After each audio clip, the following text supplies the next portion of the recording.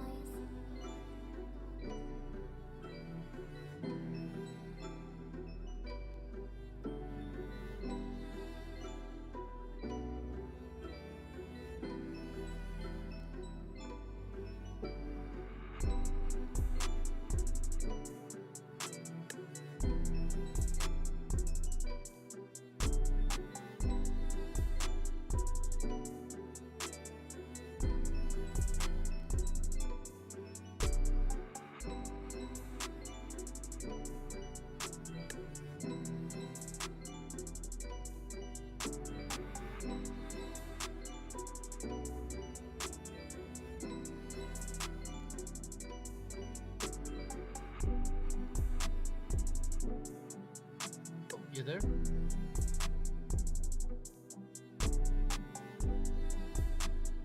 Yeah, here. Do you hear me? Yep. Okay. I thought you already started, so this was trying to test.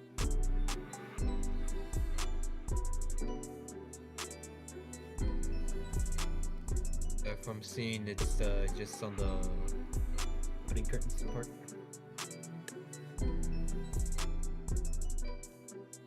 I have no idea. I'm passing the link around to some friends.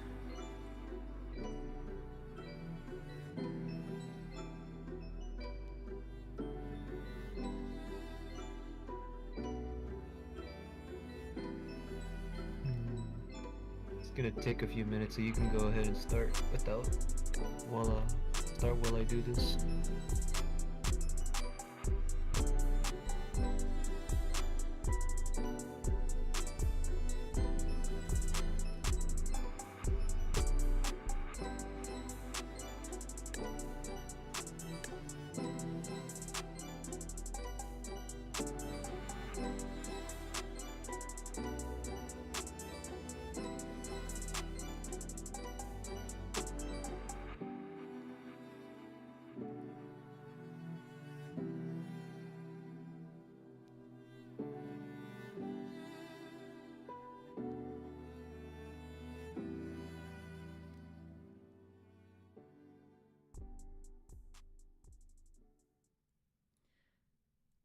All right. Man, what a great song. We live or? Yeah, we're live. Our audio's coming through just fine. as I spoil the first topic of the night. Damn it, I hate when I do that. I forgot to put the curtain back up, but now you know. Now they know. Fuck. God damn it. This episode 40 or 41? It is 41. I fucked up, didn't I? Damn. Yeah, the title's not very accurate. Not very accurate. I'm one off, man. Let me update it. Why is it not letting me put the fucking picture back up?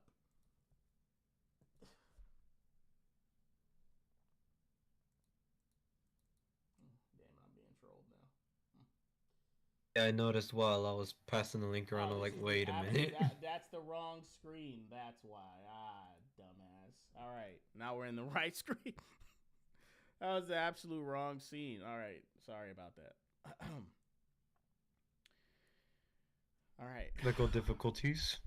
It wasn't even technical difficulties. I just pressed the wrong fucking button. Anyway, what's going on, Diviers? So wait, Kaine Walker. Can you change the episode title? I am. I'm doing that now as I'm giving the intro. The episode. Yeah. Oh, okay.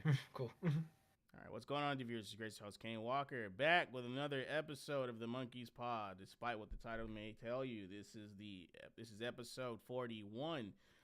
Where we document the downfall of mainstream Western entertainment. I'm joined by my co-host Soups. How you doing tonight, bro? Good. I'm doing good. What's good? Cool. It's hard to pick out significant things that happened over the past couple weeks, if I'm being honest.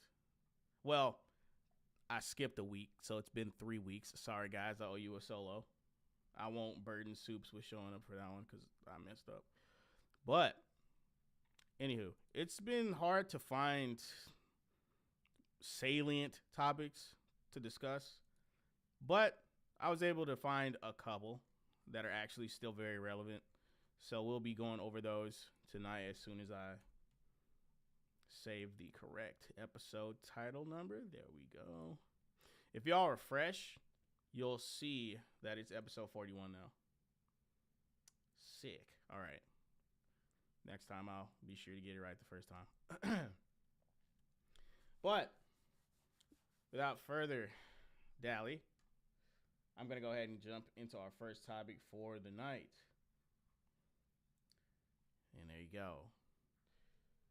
This first one is going to be from Screen Rant. And it says, Captain America has a truly humiliating connection with Emma Frost. Now, if you're not familiar... Well, since we've covered, like, comic books... What'd you say? I was just saying, you know, it's been a while since we covered, like, comics. And the first thing we find is this. They have not really been relevant. Thank you, browser. They haven't really been relevant. To be honest, like, there's like been 2 key pieces of news and that's it, other than the Harley Quinn fart comic that I refuse to fucking cover. I don't want to put anyone through that. I gave that shit a brief mention, I think, and I just went past it. But, you know. Warning, spoilers for Captain America. Wait, I thought we covered an article on it. What'd you say?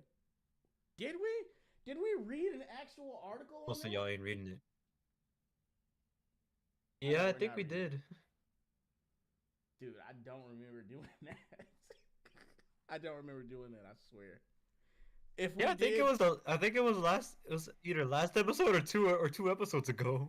If we did cover it, I memory hold the fuck out of that shit. I'm not even gonna lie to you. It doesn't seem like the type of thing I would cover. I must have been like persuaded to or some shit because I didn't want to go anywhere near it. But hey, if it's there, it's there. It says, Marvel Comics reveals that not even the usually stern and uptight Captain America is immune to the charms of the White Queen, Emma Frost. Which, this is really just trolling.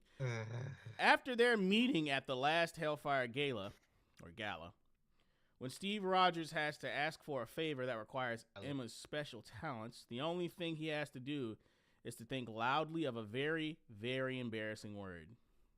It's hard to find two Marvel heroes who are more opposites than Captain America and Emma Frost. Despite all the time he's spent in the modern world, the Sentinel of Liberty is still a man who grew up in the 1940s. While not exactly a prude, Cap still has a certain uptightness about him, which is, of course, part of his charm. On the other hand, Emma Frost is known for her revealing, barely legal outfits.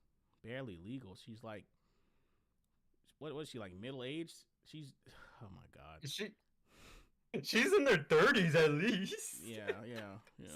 Barely legal outfits. Unless they mean public if not indecency. 40s by now. Unless they mean public indecency or something like that. Whatever. And she has no qualms about using her impressive looks to take advantage of others. Is one thing, but yeah, I mean, usually when you hear barely legal, it has to do with age, but I'm just being charitable. She has no qualms about using her impressive looks to take advantage of others. These differences, however, do not stop them to work together when the what the fuck? Do not stop them to work together when the need arises. People can't write.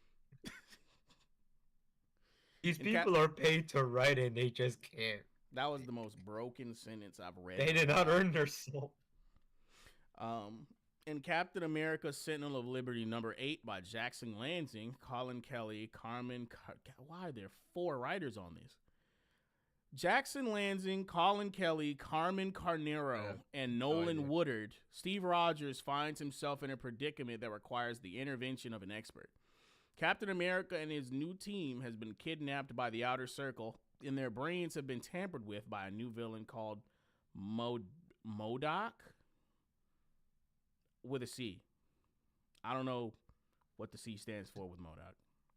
What's the difference? Well, MODOK is mental organism designed only for killing. I don't know what this mental organism is designed only for. I don't know what the C stands for. Only for control, maybe? I don't know. Anyway, who erased 5 days from their memory. To find out what happened, Steve calls in a favor from Emma Frost.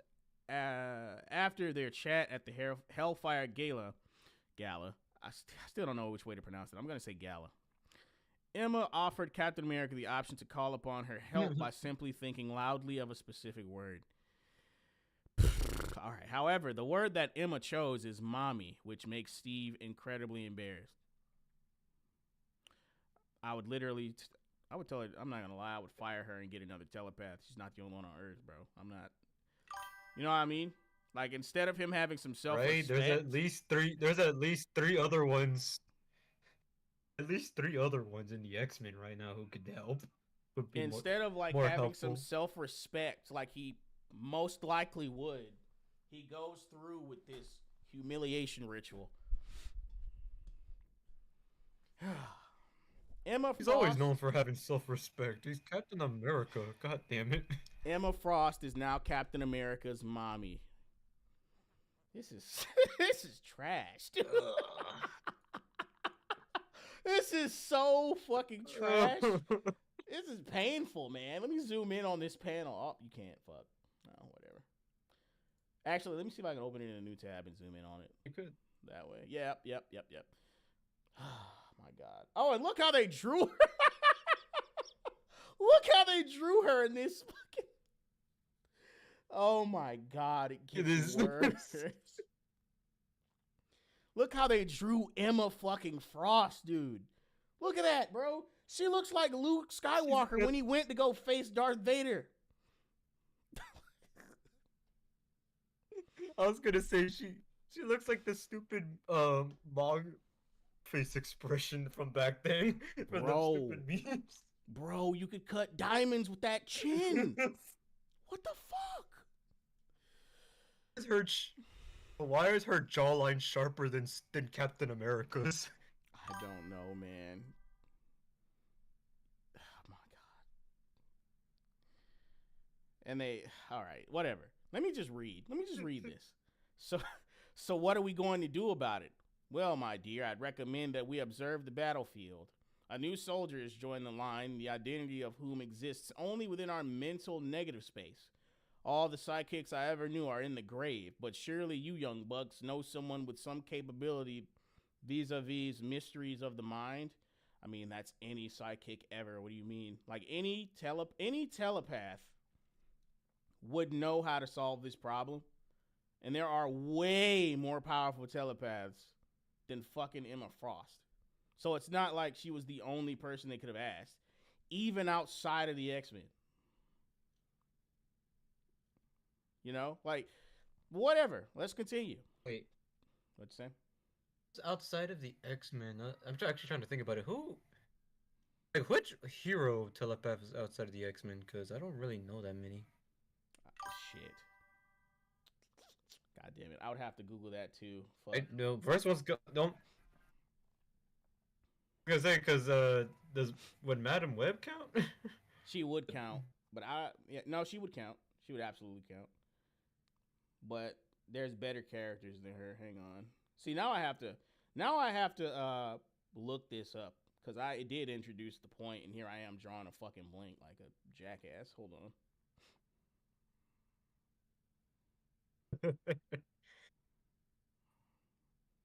That is embarrassing. Well, I don't know if Franklin Richards, but I don't know if they would. Well, Doctor Strange is a telepath. He is. He just rarely uses that. He just rarely. Honestly, I forgot Doctor Strange had that power. He just has too many powers. I just completely forgot. Most of them are mutants, which is actually fucking surprising. At least according to Google. That's fucking surprising. Damn, most of them are adjacent to. Most of them are adjacent to the X-Men. Because they all have some relation to the X-Men. Of course, Doctor Doom wouldn't be able to help. Fuck, not Moondragon. Wow. You know what? I'm gonna count myself as wrong because I mean, there's like very few who are not in the X-Men. There's a couple. Very fucking few. So there's still plenty within the X-Men that could have been. Yeah, there's plenty. But we can still make the point that there are still plenty telepaths in the X-Men who could have helped. Yeah, but I will strike my previous statement from the record because it's not completely accurate. But you get the fucking point, right? She's not the only telepath on Earth that could have helped him. So this is fucking stupid. Right? And now we get to the panel where the bullshit starts. I mean, I know one. I was at a party and really? What?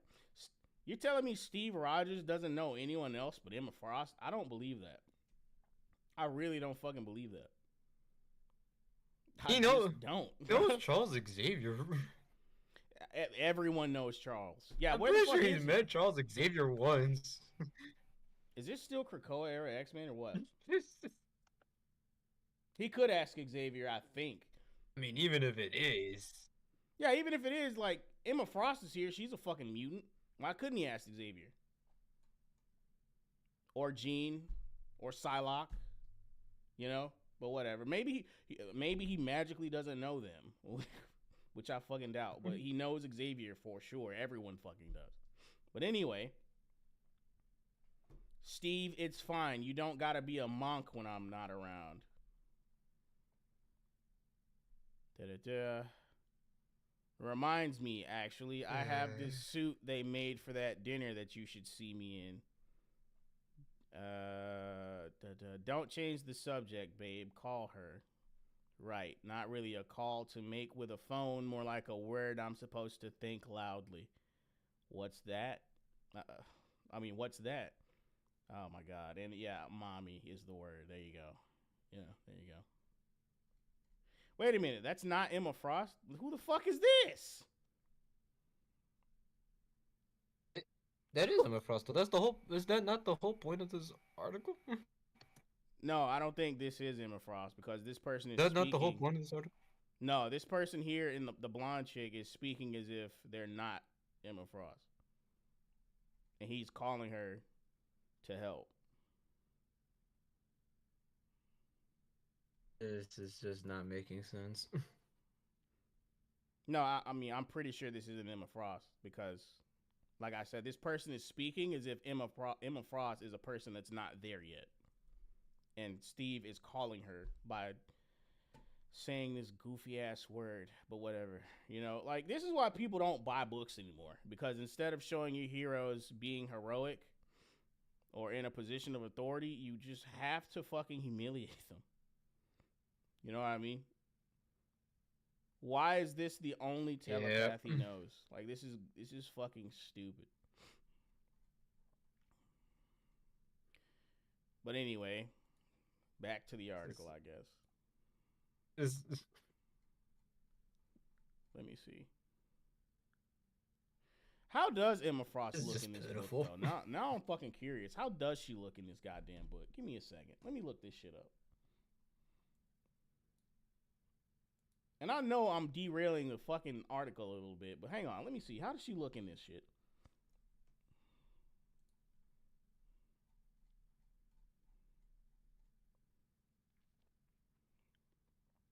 Sentinel of Liberty number 8. Okay.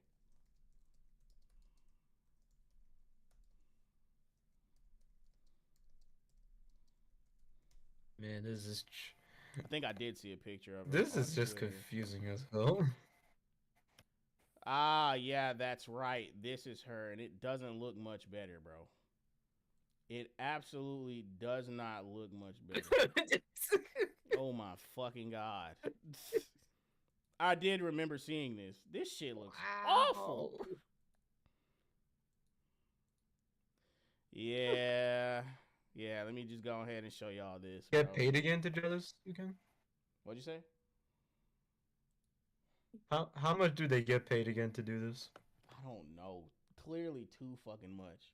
But look at this shit. This is how she looks. This is Emma Frost. Still with that same sharp ass chin. Honestly, Steven, when I offered you... she'll have the nigga chin. the nigga chin. That's a classic. Oh my god. Honestly, Steven, when I offered you a favor at the Hellfire Gala, I really didn't know I had to put in stipulations against hobo conventions. You're embarrassing me in front of Lourdes. She could just teleport away and leave me here, and it would be all your fault. Oh my god, bro. To say that the art has degraded in quality is a vast understatement, bro. Think of all the other depictions of Emma Frost. And then look at this shit. Need I say any more? All right. Back to the article. It suits Emma's style to offer someone a favor, but also make the whole process awkward. Emma is not just a powerful mutant and X-Men leader with diamond skin and Omega class telepathy, whatever, but an expert manipulator who charmed and guiled her way through the upper echelons of both human and mutant society. She must be aware of the key role that Steve's mom played in his life, and this is why she chose that word as the key to this telepathic phone call. You have no idea if that is the fucking case. So they're really trying to psychoanalyze this? No, they're making up headcanon. The writers did it because they thought it was funny. That's it.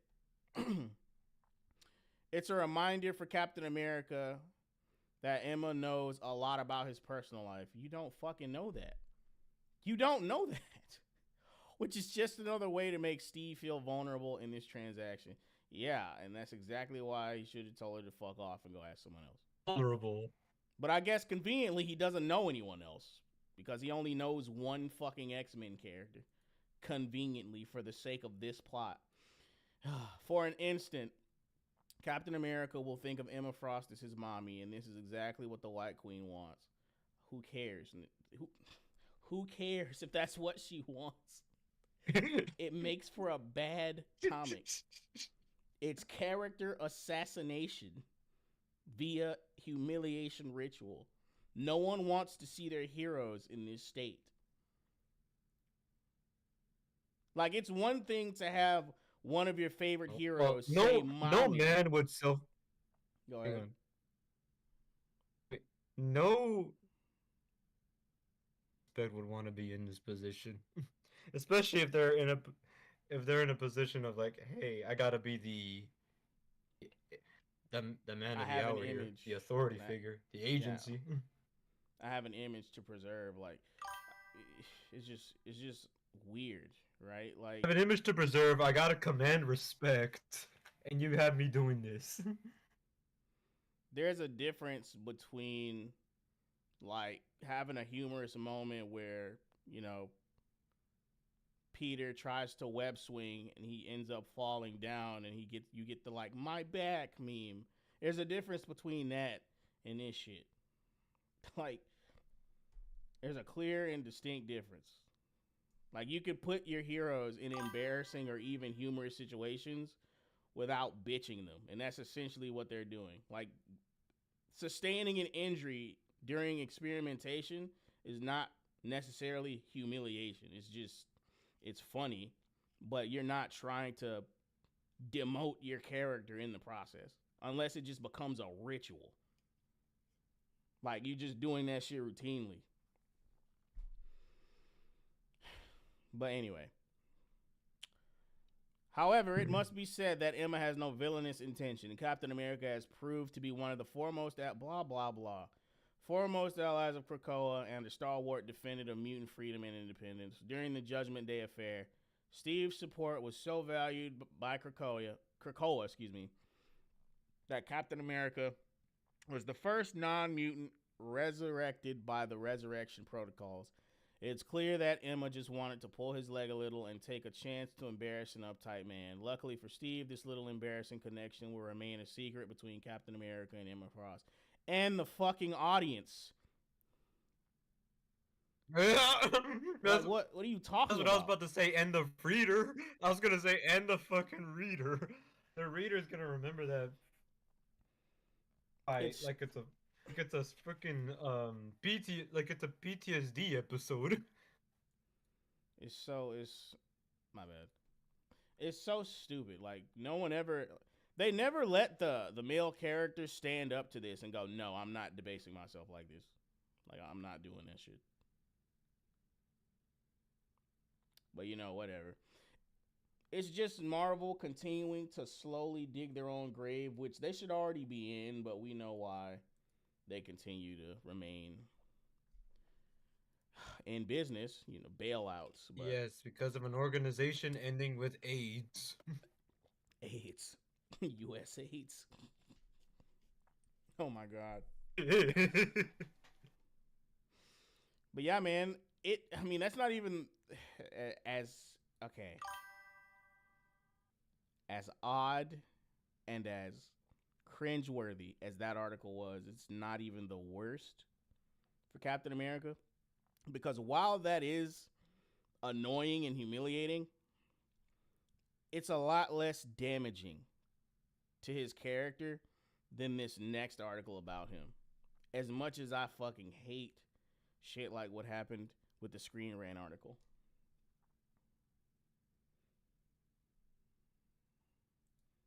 Alright, so this next one is going to be from Bounding into Comics. You're going to bring up... Go ahead. You're going to bring up that... Bring what up? I was going to say, yeah, you're bringing up this one. Oh, yeah. Yeah, I am. Because it was a huge betrayal and a fucking stupid decision and an outlandish and out of nowhere decision the time that they did it. And then they thought just bringing in another Captain America from a separate reality would fix it. And then they're doubling down on it by bringing the original back, who was secretly a Nazi the whole time. Stupid. It's creatively bankrupt narrative suicide. That's what it is. And character assassination. Oh man! All right. Yeah, I was gonna say. I mean, these people have just been killing themselves for decades now. Is it 2 decades now? 2 decades for what in particular?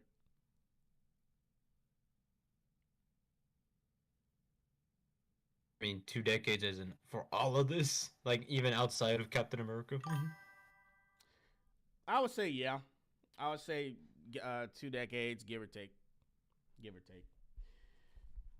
But hang on, let me read some of these comments.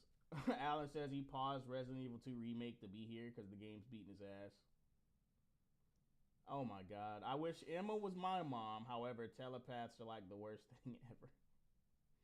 Bro, dude, I don't know how they do it. How do you date a telepath, bro? Nah, I can't do. No, I can't imagine. Literally, dating a telepath. I couldn't do it. I mean, Nope. it can't be worse than cheating on a telepath. They could be reading your mind and you never know it. That's why you would never get in the situation to begin with, Soups.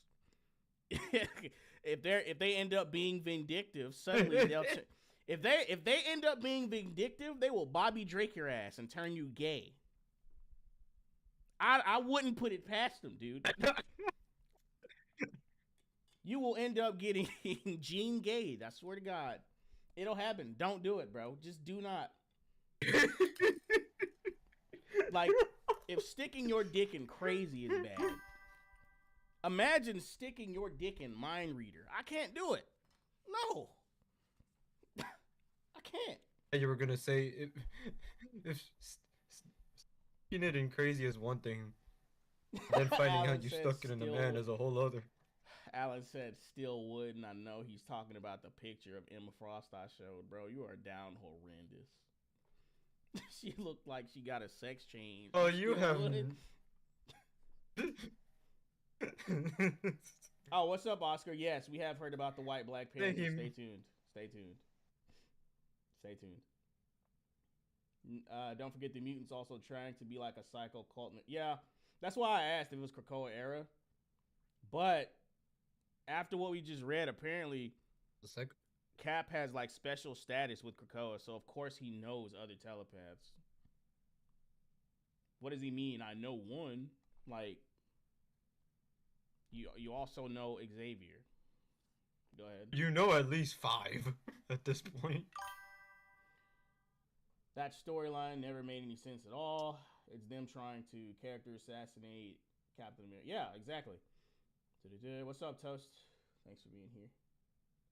I'm not reading that comment you just put in there.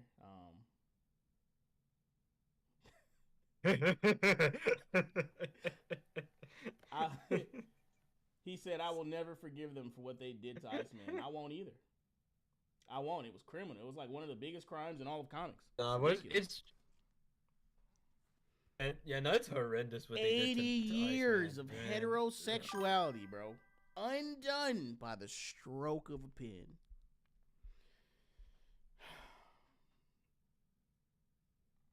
No, I do not, Toast. I do not. The only one I like is my own. That's it. No, none after that. Wait, what? She fucking did. No, let's move on from this. Damn it. Let's get into this damn article. This next one is gonna be from Bounding into Comics. Oh.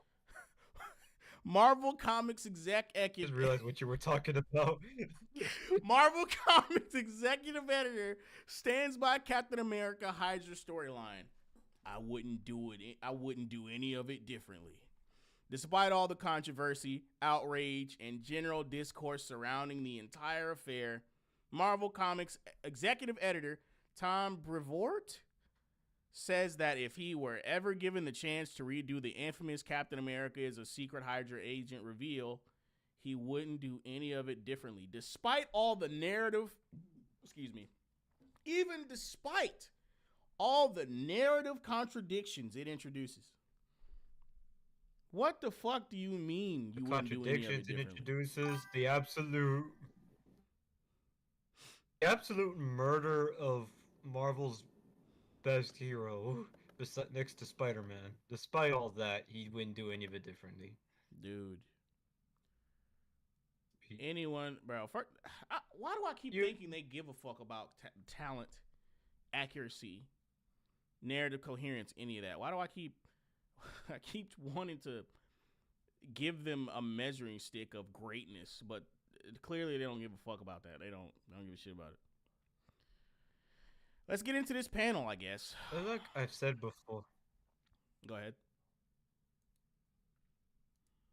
It's like I said before. Marvel is just being written by villains. They are real life villains at this point. They are contractually obligated to shoot themselves in the foot. By the way, I'm not pushing this panel all the way to the left. For some reason, it populated like that. I have no idea how to move it over. Okay, I guess that fucking works. So I'm guessing by the color scheme, it's him. It is Steve Rogers. You must be pretty mad. I mean, he kind of stole your whole shtick. You have no idea. Okay, so Captain America came back wearing Iron Man armor. Why the fuck is Stark wearing the Mark III armor? Mark III. I think that is Mark III. No idea. I want to say that's Mark III because it's sleeveless. The point is, it's outdated. Why has it got the hologram face? The hologram head.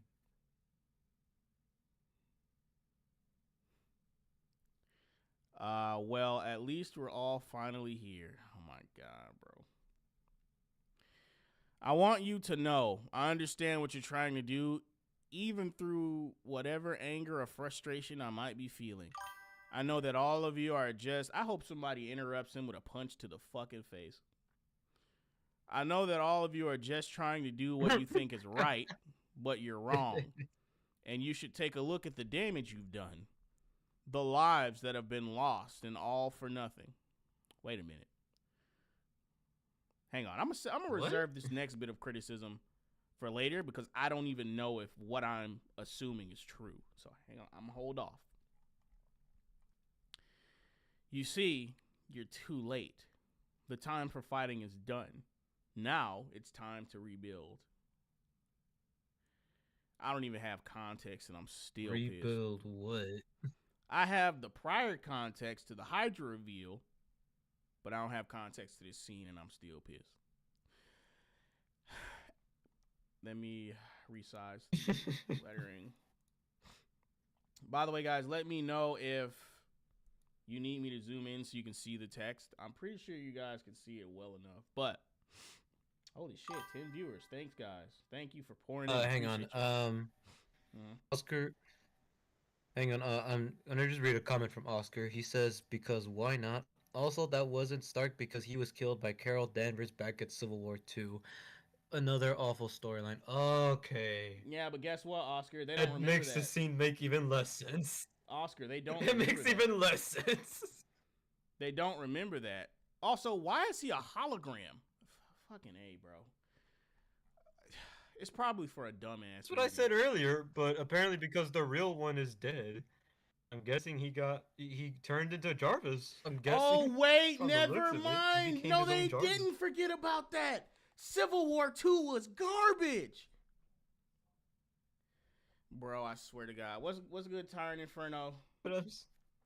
Anyone else who's lurking, thank you guys for being in the building. My God, bro. My soul is eroding. With each sentence. He's an AI. Oscar says he is an AI. Yeah, he's Jarvis. Tony Stark became Jarvis after Civil War II, I guess. God damn. Now, okay. It would be cool if Tony Stark pulled a Hank Pym. But I think they already did that with Endosuit Iron Man. I would still like it again. But that would require creativity. Kind of. Even though, Ultron... It wouldn't be original, but it would make sense for his character, and it'd be so dope. Like a different, like they did something like what Hank Pym did with fusing his consciousness to a machine with Stark. I think that'd be dope. Like I said, they already tried it with Endosim. Oh, you're talking about with Ultron? Yeah, I'm fucking rambling now. Let's continue. Fuck. All right. No. As previously reported, the topic of the controversial 20... Go ahead. I just had a really quick question. So, if Ultron had a part of consciousness from Hank Pym, same way how the MCU version has with Tony Stark, How come the original Ultron version didn't have a personality? I like the older version, but how come he didn't have like a, you know, attitude? Um, because I never understood that. it's a warped version of Hank Pym's personality. And it's clearly taken on a more evil and robotic lens of morality. The thing that makes Ultron so dangerous is that it's a cold, logical machine with the ability to reason and create like a human because it does have Hank Pym's consciousness. Like that is the logical conclusion to AI, which fortunately we will most likely never be able to make real. Knock on fucking wood. But yeah, that's the logical conclusion. That is the ultimate fusion of human and machine. Like your conscious, essentially your soul in a machine. There you go. But I yeah, say, it's I like say a because it's that a Ultron was always. severely. Go ahead. I was gonna say because that version compared to the Age of Ultron movie, like it's completely different, and I know they excuse that as it being, Tony Stark's kind of personality, I guess, conscious. Because It wasn't as even though that never insane. that It that it part never made much sense to me. like in the comics, it's like an insane, like brain fried version of Hank Pym. Like they made expressly clear that like his mind was severely altered by his fusion with Ultron.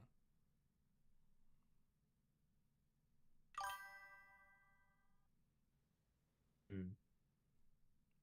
He said Is EMH it the same Ultron is thing in the better. MCU version? I hope he doesn't mean the Yes, I MCU agree. version. That one. Oh, he means Earth's Mightiest Heroes. Oh, He means absolutely, that yeah. one. Either Earth's Mightiest Heroes and Next Avengers Ultron. Well, especially Next Avengers Ultron, man. That's probably the best one, best version there ever was. Excellent question, by the way. I Besides the enjoyed comic answering it. version. I enjoyed answering it. But let's continue. Man, I love Ultron. Anyway, as previously reported, the topic of the controversial 2016 storyline was first brought to Brevort's recent attention on May 25th, when for that week's edition of his Man with a Hat Substack blogs, regular A Comic I Worked On That Came Out on This Date feature, he chose to offer his thoughts on its kickoff issue, Captain America Steve Rogers, Volume 1, Number 1. Here comes trouble, began the Marvel Comics editor. This issue came out on May 25, 2016, marking the first time that Rogers picked up the identity of the living legend of World War II in a couple of years. But of course, all anybody remembers about this first issue is its final pages in which the rejuvenated Rogers reveals that something is very wrong with him, as he reveals that he's an operative working for Hydra. Yeah, why the fuck would they remember anything else if the single most damning and destructive part of the book is the last page? Like, you idiot. Of course they did. Like, he's saying that as if you shouldn't have only remembered the last page if you care anything about Captain America. Also, they drew him without the wings on the side of his head. I hate that. I hate it. I'm sorry. But I hate it. Yeah, I completely forgot about that. If we were over concerned about bringing back Bucky, we were perhaps under concerned about the impact that this moment was going to have when it hit, Brevoort recalled. We knew it was going to cause controversy. That was pretty much the whole point. Wow, what a fucking take. This would be like if Marvel went along with Peter Parker being the clone. You know what I mean? You remember that in Clone Saga? Oh yeah, and they just never changed it back. They just Yeah, kept exactly. they doubled down on Peter Parker being the clone. Yeah, but back then they knew they could face actual Oh, fucking bankruptcy behind that shit. And so when they got those heated and passionate fan letters, they fucking erased that shit like it never happened. They Thanos snapped that shit right out of existence. Because It's a what the shame they never. fuck do you It's a shame mean they didn't hand. that Peter Parker is the clone? You know what I mean? Go ahead. Right. I was gonna say, imagine if they kept that and they retconned it again to make Miles Morales the original Spider-Man, and that and Ben Riley was just a clone of him Their somehow. their Some company, bullshit. You know they would have done some shit like that. their company, bro. Shit, bro. They'd be a shell company. Like they'd be a shell company. I don't see motherfuckers buying any Spider-Man comics after that happens, bro. I just don't. I don't. I do not, bro. But as Brevort said, we knew it was going to cause controversy. That was pretty much the whole point. But fans went crazy. Fuck the fans, right? And not even just fans. This moment became the center of that culture wars. I mean, honestly, I don't even think this was I don't even think this was a culture war thing, not in the sense of what's currently happening. It was just a fucking bad decision that the fans took umbrage with. That was pretty much it. This was like, well, this was like 2016, so this was like around the starting of that in a way. It's kind of one of the things that was starting that whole, like it Bro, it all starting that happened whole around New trajectory 52 of and all new, all sinking different. itself. Yeah, it was happening around that time, so it was kind of one of the many say falling dominoes that kickstarted this whole in culture war that they wanted. They wanted this. It's not like they just submitted it at a bad time. They did this on purpose to start or continue this little culture war of theirs. Yeah, they wanted the controversy. They literally admitted, or Brevort literally admits it in this line. Also, Rudy, exactly. Yeah, the last time you saw a Spider-Man comic, he was a depressed 25-year-old getting cucked. He's not even supposed to be 25 anymore, I don't think. This motherfucker been 25 for like 30 years. Like what? I don't even think he's I don't even think he's supposed to be 25 anymore. Really, he's supposed to be like in his like 40s at this point, but he never got to age. I would accept 35. After say after civil, like after Civil War, he stopped aging. I think. Yeah, Because like I mean, yeah. I don't know, Captain Marvel America secretly being a Hydra has agent a was absolutely character assassination. I agree. Marvel has a really, and even DC, they have a really weird thing about so vague with the passage of time, so that the characters never actually age. I And mean, then that's with the one of the reboot great crimes. As much as universes, I love comic books, once that's one of its placed in the greatest crimes. time. Sorry, go ahead. You say? I was going to say that as much as I love comic books, that's one of its greatest crimes. The fact that stories never end. The other crime is that death essentially means nothing. Amongst others, you know, retcons, Yeah. reboots, motherfuck, yeah, all of that, yeah. I love comic books, but Gonna, nothing ever fucking ends, ever, bro. and I was gonna say along with that, it's so weird how they change reboot or adaptation. They change like everyone's a timeline, whether it's just moving everyone, like all the characters into like the current year, Mm-hmm. they're just moving people's ages around. Like with Teen Titans, they moved like in the DC animated movies, they moved like Starfire, Robin, Dick Grayson, Nightwing. They moved aged them up. Oh, where Raven and Beast Boy were still teenagers, and you have Cyborg, who is in one universe he's a grown ass man, in others he's a teenager, right alongside Dick Grayson, Starfire, Beast Boy, Raven. It's like the inconsistency with like the character ages and their places in the timeline always irks me, man. Spider-Man in particular too. Peter Parker, he's either like same age as like in his 20s, meeting Iron Man who's in his 30s, or he's pushing 40s, like in the MCU. You know And somehow still broke, bro. how they just don't.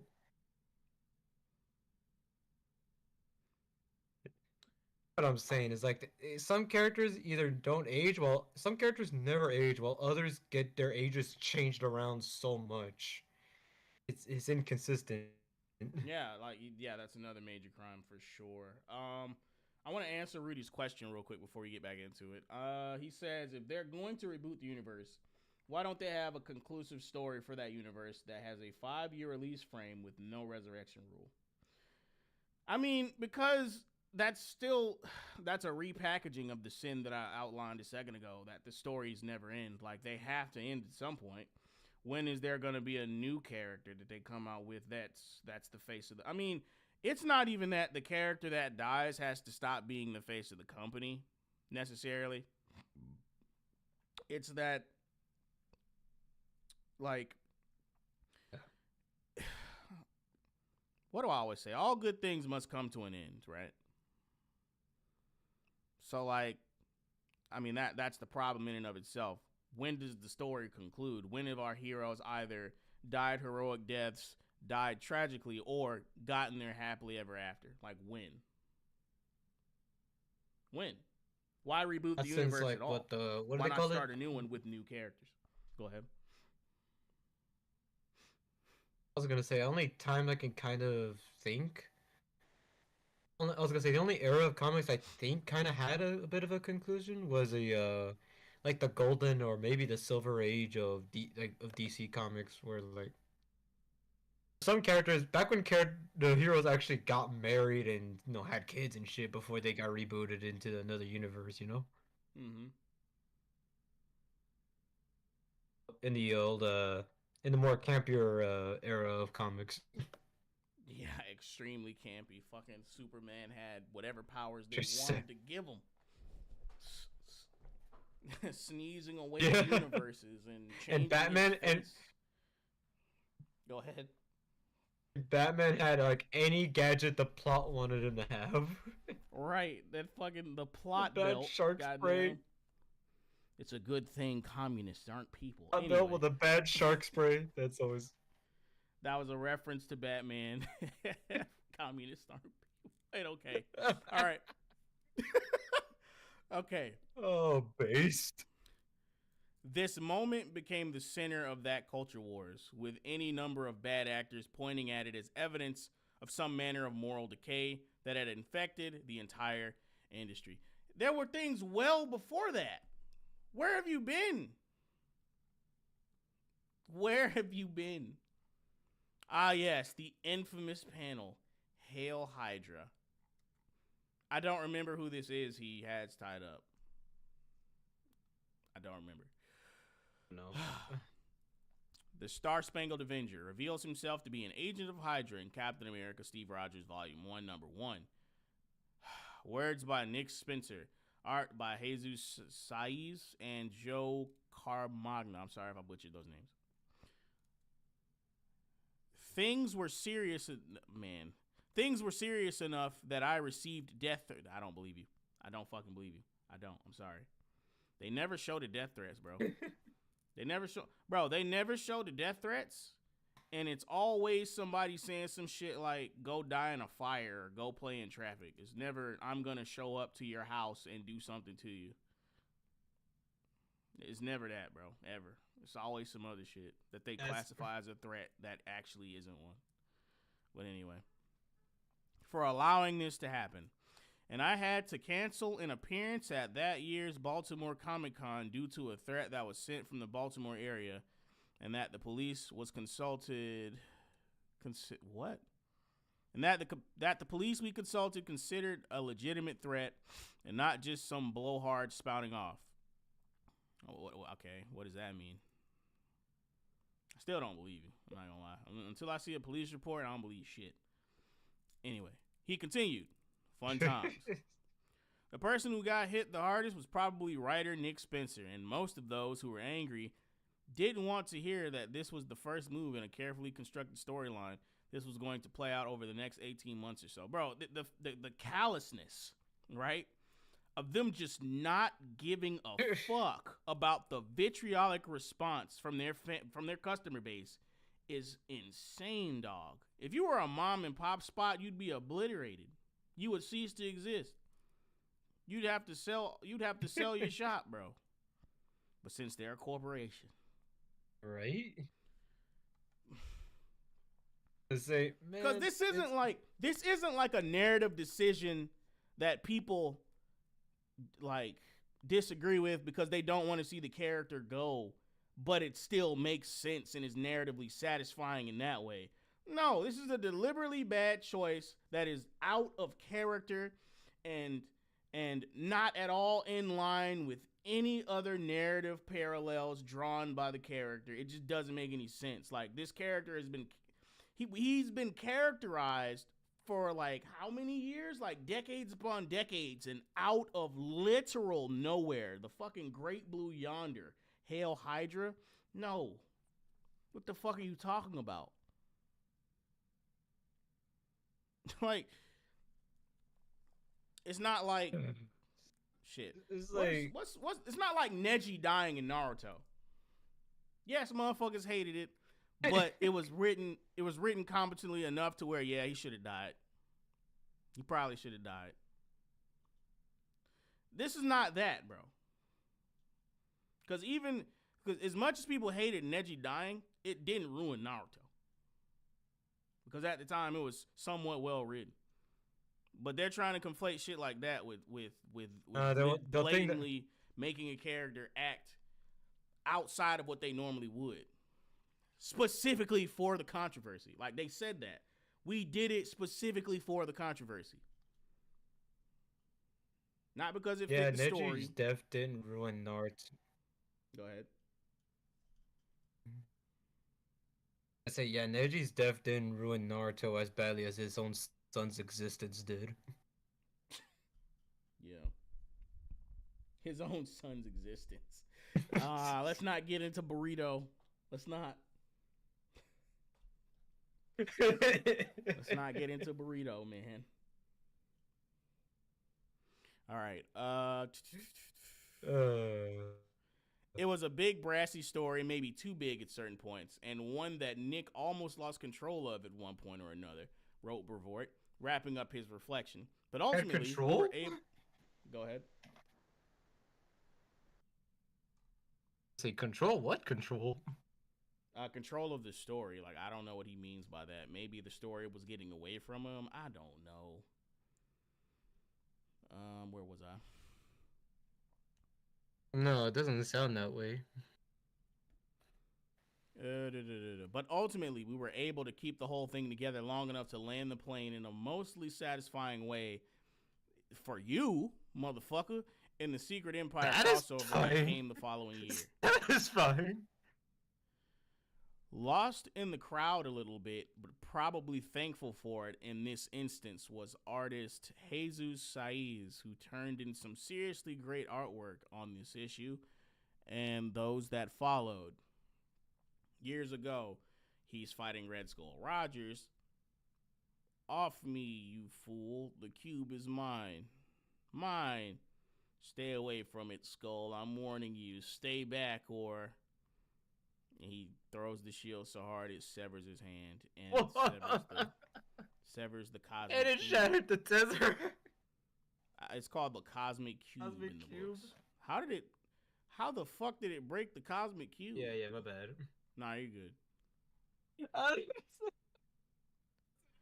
I don't even want to ponder the logistics of that. I'm just going to keep scrolling. The Red Skull recalls his first battle. I mean, does that mean...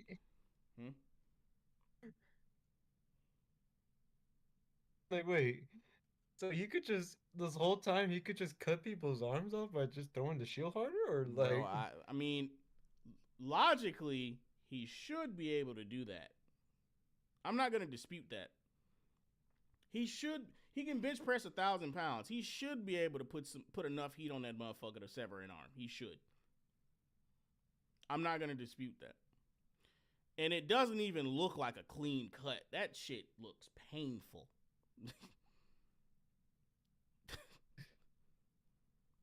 Like that wasn't performed by a sharp I mean, instrument.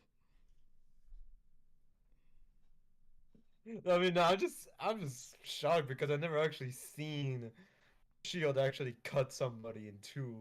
He doesn't Like, it's normally always been use used it to that beat way. somebody or knock somebody. He normally doesn't use it I that way. know it can, like, kill someone. I know you can kill someone with that shield, but damn, I've never seen that kind of work.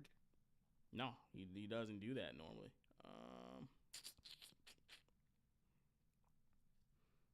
the Red Skull recalls his first battle with the titular hero in Captain America: Steve Rogers Volume 1.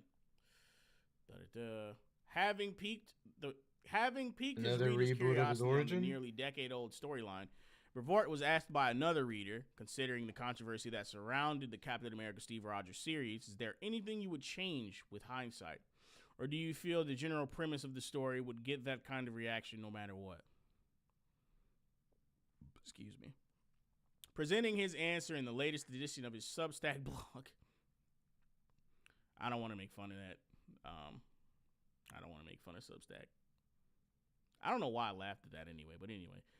The Marvel Comics editor asserted, I think there was a specific confluence of events outside of the comic book industry that resulted in that reaction getting so much traction. So timing was a part of it. But also, go ahead. I no, I was like, I feel like kinda yes and kinda no because I did say earlier that it was one of the moments that kick started off. It was early enough that this could have been one of the starting points of of what where we're at now with Marvel because the way they're phrasing it makes it sound like it was just it just happened to be in the middle of a very heated culture war. But I'm like, no, I remember this being very early No, on before every mainstream person caught wind the he's honestly the whole trying. culture war happenings. I think he's honestly using that confluence of events to obfuscate from the fact that people would have been pissed off at the decision regardless. I think the way That's he's also what painting I was gonna this, say too, because like how he I think mentioned the with way he's painting this is bullshit. I think people would have been mad anyway, regardless of the events or the timing. But that go is ahead. also what I was gonna say next. Yeah, like how we brought up with Ben Riley and Peter Parker identity crisis shit. Yeah, That this would have still pissed people off anyways. absolutely. That's the By the narrative assassination.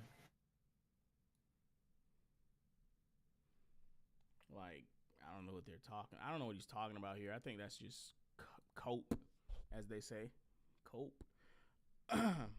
But also, there were plenty of people who were uninvolved in reading comics who decided that they needed to be outraged about those developments as part of their larger culture war battles. Because God forbid you sympathize with Okay, now fan that's bases and straight others' fears. deflection. Yeah, it is. Because God forbid you be sympathetic to people who are fans of something else that you might not be a fan of.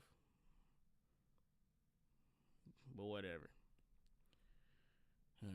Yeah, that is all right. Now he's just straight up bullshitting with that last line. Now he's making it seem Oh, these like that fucking just people, because man. you're not a fan of comics, you can't have a coherent point to be made about it, or you can't comment on what's happening in the industry. Like it's stupid. It's really stupid. Yeah, it's like, Hydra but these Cap. people, man, they just Okay, go it's ahead. they're like the mainstream media. You don't hate them enough. No, you don't. You honestly do not hate them enough. How much louder is my mic than yours?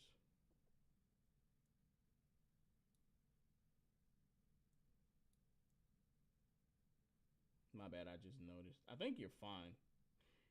Uh, Hydra Cap I mean, rewrites the I history don't of. think anyone's noted any problems with our audio. good. It says Hydra Cap rewrites history. Oh, we Nick Spencer definitely. Who? I was just gonna say, I feel like Nick Spencer needs to be blacklisted along with Zeb Wells and Mark Wade in terms of comic book writers that should never touch a comic ever again. There's several of them that should never touch a comic book ever again, bro. But I don't think we have the I know, time but to like list in them all. terms of like the most infamous, in terms of the most infamous, We can sit here all day making a list though. But let's continue. Hydra Cap rewrites the history of Earth 616 in Secret Empire Volume 1, number 10. Oh my god. He literally rewrote history? I didn't read that one. Oh wow. This shit gets worse and worse with more context. Those folks, I didn't tend to pay a lot of attention to at all, as they were irrelevant to the sales of the series.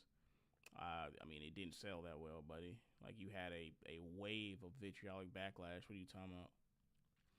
He then admitted, so no, I wouldn't do any of it any differently, except perhaps to find some way to deliver electric shocks to writer Nick Spencer so that he'd get his material done slightly earlier.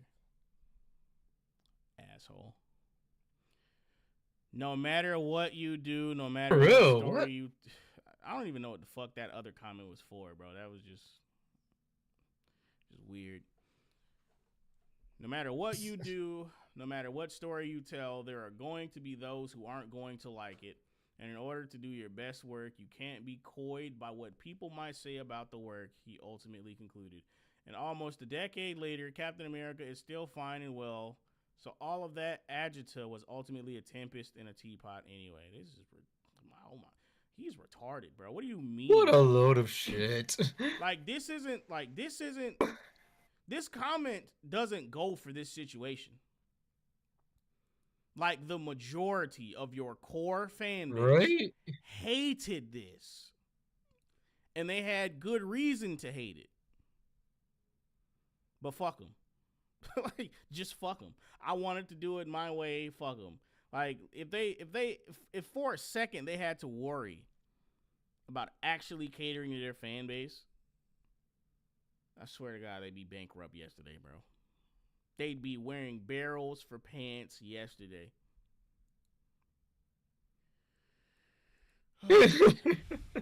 I was gonna say where they'd be running along the highway with trash can lids covering their parts, rush hour style.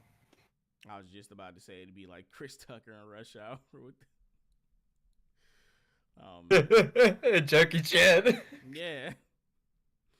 And Uh, almost I hate that. Yeah, like what you said about that first line. Mm-hmm. Like when you were highlighting the first half. Yeah, no matter It's what like, you do. dude, isn't that? Like, what It's are you like fucking talking kind about? of what us writers try to tell each other. Like, hey, look, I'm gonna say that's almost like what this misused way of what we writers try to tell each other. Like, hey, He's tell the story you want to conflating. tell, He's even conf- if others don't like it. But he's abusing that in this context to excuse this, where it doesn't apply because taking a character everybody knew and loved for 60 plus years and deliberately making them using do that to something fuel they your own never ego. would. They literally never would do this based upon what they've been shown for that 60 plus years. Like, what the man? Go ahead. Take It's like, dude, you're taking a character that wasn't even your character to begin with. It was someone else's character done and redone like for 60 plus years with a fan base people have already who with a fan base who knows him like they were their own friend in real life. And then you made him a complete up. You made him into an imposter of himself. They made him betray all of his principles, morals, Just his, like, all of that. his ideals, his beliefs, his Like, the whole thematic point of him, the symbol of what he is, all because they just wanted to tell their own story. Like, Bro, you Jesus know, Christ, the you know what's ego fucking in this, crazy? man. By the way, I want everybody to get the full perspective. The fucking one in green armor is the original Captain America. He's the original one that motherfuckers have been following for 60 plus years, and they just made him a Hydra agent. They knew they fucked up because now he was a Hydra agent.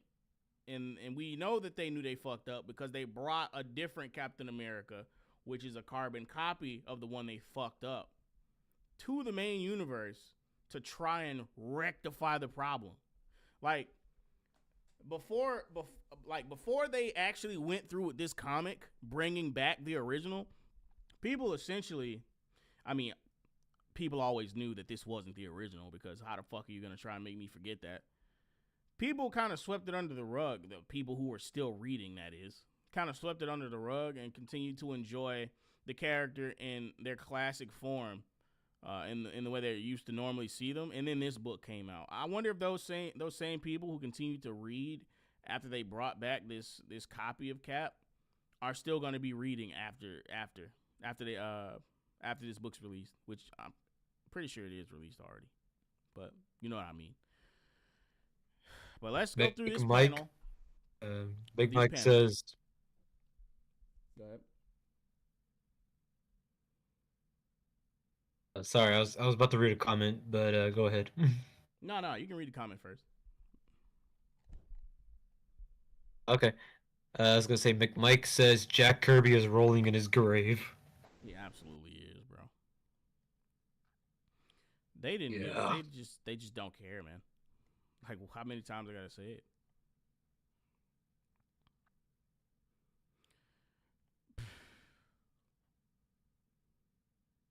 Like, I could see a context where this works, right?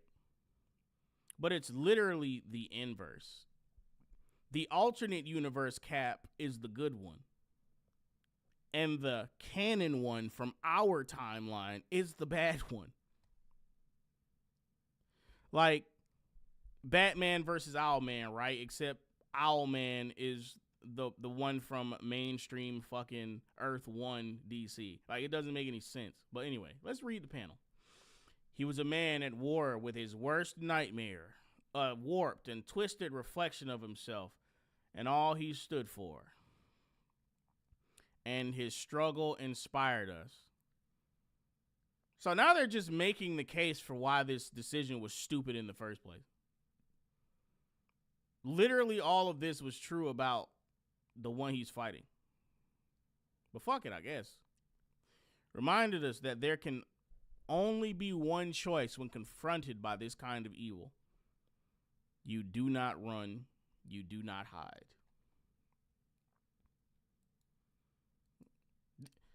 What else is there to call this but a blatant betrayal? Like, they put the knife in with the Hydra reveal, and now they're twisting it with the release of this fucking book. Secret Empire Volume 1, Number 10.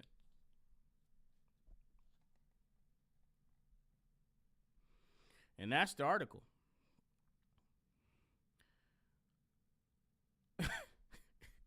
Let's read some of the comments before we move on to our next topic.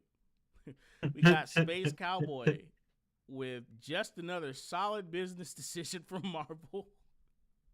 Not that it would matter if he did apologize or have regrets about it. Personally, since I've already moved on. But I hope that's an ironic comment, bro, please. Team down votes. Yeah, it's ironic. Please, Byron Hannigan. I thought it was an ironic comment. Poe's Law, man. Either way, it's funny. But Byron Hannigan. But Marvel is still really good. They're really good at circling the bowl. 15 circling the bowl. They still make good comics, is what I meant. We know what the fuck you meant, bro. Oh my Brother, put your helmet back on. god. Yo, brother. Okay, now I just think that's a bot. Now I feel Bro, like the that's a new bot usage comic. of the That's an word AI. brother is the single greatest introduction to the modern slang lexicon ever conceived, bro. Brother, put your helmet back on. Brother. Brother. If you enjoy their current direction, then by all means have at it. Oh my god, bro. NX 1700. Oh. Almost a decade later, and the real Cap is still a Hydra agent, except they put it back in front of you. That's the twisting of the knife. Twisting of the knife, excuse me. Never having been changed back and has been replaced by a memory given life, and you think this was a good story? Seriously, you think it was a good story to leave things that way? Exactly. Here's the thing. They never even fucking claimed it was a good story. They said, yeah, we did it to piss you off. In so many words. That's what they said. We did it for the controversy. That he literally said that. I forgot his last name already. What is his name? Let me scroll up. Was it Nick Spencer or was it No, it was Louise or Jesus or the one of those motherfucker. Let guys? me just hang on. Let me hang on. Hang on.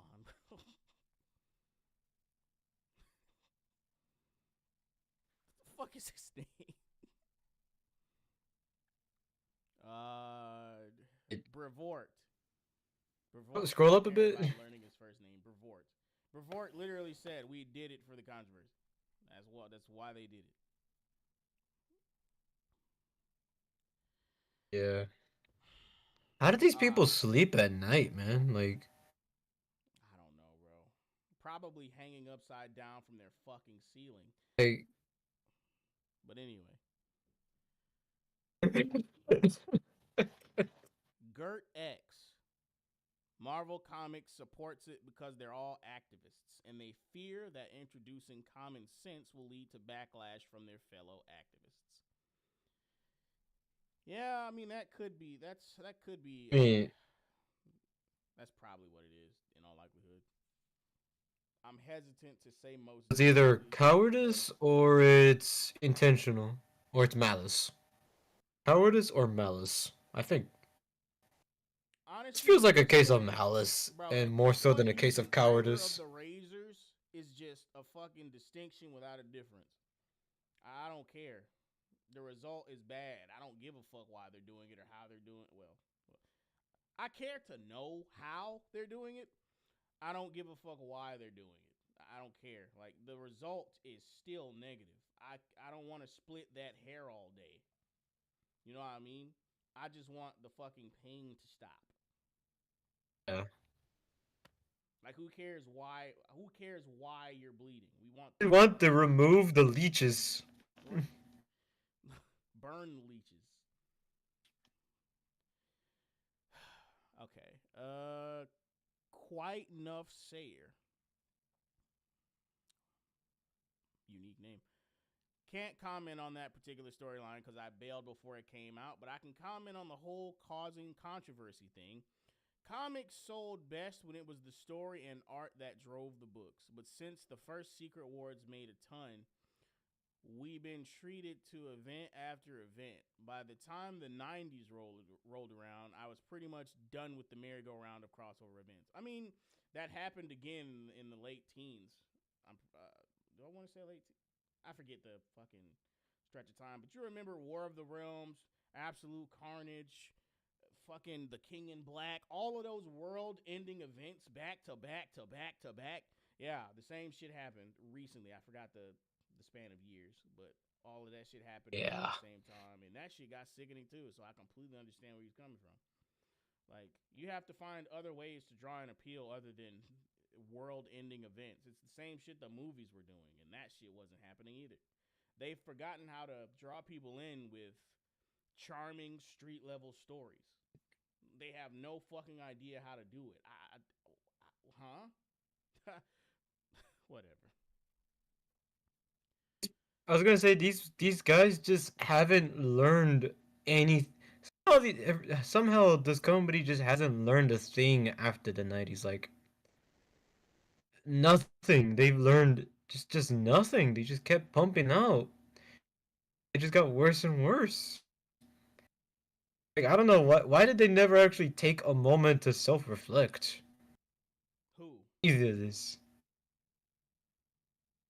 The people in Well, charge? just Marvel in general. I don't know. Yeah. I mean, when Jim Shooter was in charge, they had no choice because you either produced results or you got the fuck out. I wish there was more people like him. He fostered the single most successful era in all of Marvel's history.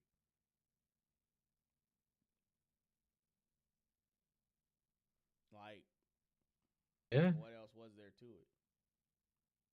Anything else to add before we continue? We only got a couple more comments, or I'm only gonna read a couple more before we move on. But go ahead.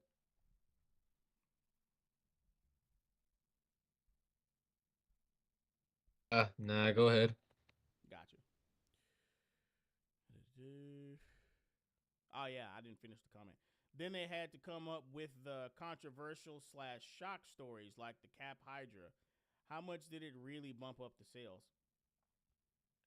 I remember Cap Hydra being very recent. I don't remember that coming out in the 90s, bro.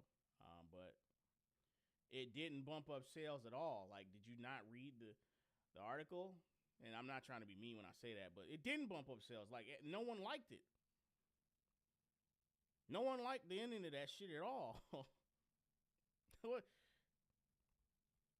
If that book did get sales I'm gonna say after that ending, the only it thing tanked.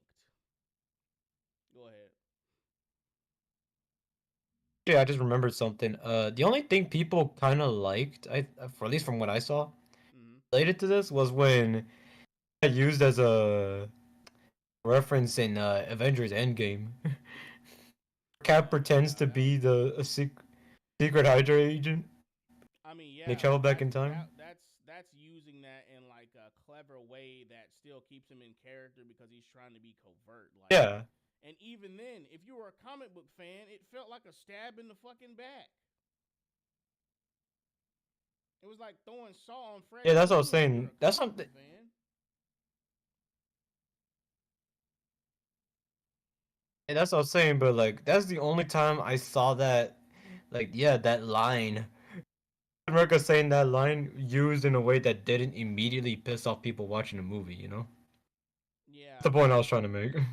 yeah, it was a good moment born from a shit moment essentially. Like, I mean, this is like, I mean, it's probably the world's first successfully polished turd. That's the best way I could put it, bro. The best way I could put it. let The me, officially polished term. bro. Let me conclude. Let me conclude this comment real quick. I'm guessing each time they do this, it gets diminished results and doesn't even retain the buyers who picked up the shocking book. I mean, no, it didn't. Exactly. If, like I said, if that book got sales, once they saw the ending, they didn't show up to buy another one. Pat Gray C, you are correct. Perfect example would be the death of Superman. It generated huge numbers for a flagship character and for a flagging character in titles. Then it dropped off again after it concluded. Yeah, because they knew that he wouldn't stay dead. It was specifically for shock value. Yeah. I mean, everyone's having the same reaction. I think. I mean, Audio Nova. He quotes Brevoort from the article saying, "And almost a decade later, Captain America is still fine and well." So all of that adjective was ultimately a tempest in a teapot anyway. Like, exactly what bizarro world is he living in? Everything's fucked. Comics are not booming, sir. No one's buying them shits. They wouldn't use that as fucking winter kindling. Like, or toilet paper, or cookie sheets. None of that. It's simple. Don't support it. Their lie can only live for so long with them. They're trying to fake it till they'll never make it, bro. They'll never make it.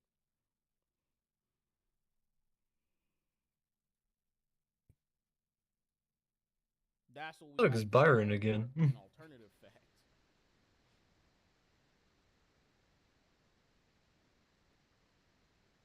This Byron Hannigan character is just getting savaged by the comment section. All right, we'll conclude the comment reading here. It's ratioed. Yeah, Byron, even the Oh, worst the comics ever made sold ratioed. I books. love it. Go ahead, my bad. Hey, it's Byron again. And yeah, he's getting ratioed bad. Bro, every time he shows up, he just gets Love it. bopped. It's funny. He's like, your username says, yeah, Byron, even the worst comics ever made sold books, but they don't sell enough books to stay competitive or even in the green some quarters. Marvel Comics is on life support. Do they occasionally have a boost in the arm? I would I would hesitate to say that. Speaking of boost in the arm, you, you remember they made that comic book that was exclusive to vaccine to people who got the vaccine? Oh That god. shit was proper. That Oh, shit was that dystopian shit. propaganda, bro. Everyone in the book was Bro, vaccinated, that bro. was Who the disgusting. fuck, bro? That shit wasn't made for comic book fans. It just wasn't. It wasn't. I'm never reading that, bro. Actually, if I could find a copy of that This shit, I won't make any filthy. promises. But if I can find a copy of that shit, I'll read it. I won't pay money for it, but if I can find a copy, I'll read it. Anyway, Oh, that is. is th- go ahead. Oh, that vaccine one is filthy propaganda, man. It was just so fucking filthy. It was horrible. I don't know if we covered it or not. Oh, we did cover it, just not on this podcast. Anyway, We covered what the closest we got was we covered like presidential one because I think it was when Trump almost got assassinated. Touched on like comic books having like obvious bias towards like certain presidents like Obama bro, and they things like made that. Trump Modoc, bro. Yeah, like what the fuck? Jesus. David, we didn't talk about that, but that was new to me. But same, yeah. They villainizing Trump in comic books. Yes, we essentially that. All right, let me conclude this comment before we Along go. along with them villainizing Eric July and Jeremy from Geeks and Gamers. that those latter two are just so fucking funny. Yeah, they've been vilifying YouTubers for sure. Um, yeah, Eric talked Dude, about how it are we living? in How his did we video and live? everything. Yeah, both Eric and Jeremy from Geeks and Gamers talked about it, and I just, what kind of timeline are we in that YouTubers who criticize comic books canonize villains? Even Sargon, Sargon got canonized into a villain in a fucking Warhammer book. This is the funniest fucking timeline ever. Wrong reasons. All right, and before we go on another tangent, let me conclude this comment and get to the next topic because I'm pretty sure people wanted to hear about this next one for sure. Is that enough to save them when they keep making books like Ironheart that move at best a few thousand units and fizzle out? Not at all. I mean, yeah, exactly. I'm very tempted. Fuck it, we'll do the last reply. We'll do the one more reply. I'm not scrolling after this.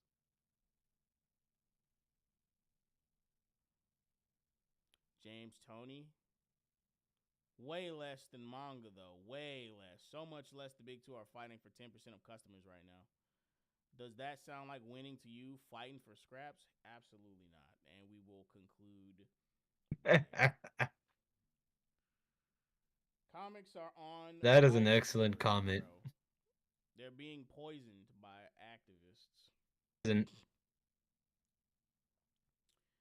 and it is not worth it to continue to. I Yeah. don't even like the term consume anymore, but consume the content. It's not even worth it. Your dollar is better spent elsewhere on anything, bro. Like I consider crack rock before comics at this point. To be completely honest with you, at least you'll get something out of a crack rock. But now for the topic that some of you have been waiting for. I think. Oh yeah, this one is gonna be so hilarious. And I'm not even gonna lie to you, bro.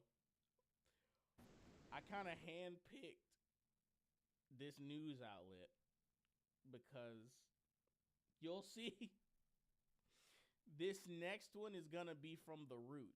Black news and black views with a whole lot of attitude. Ah, Oh.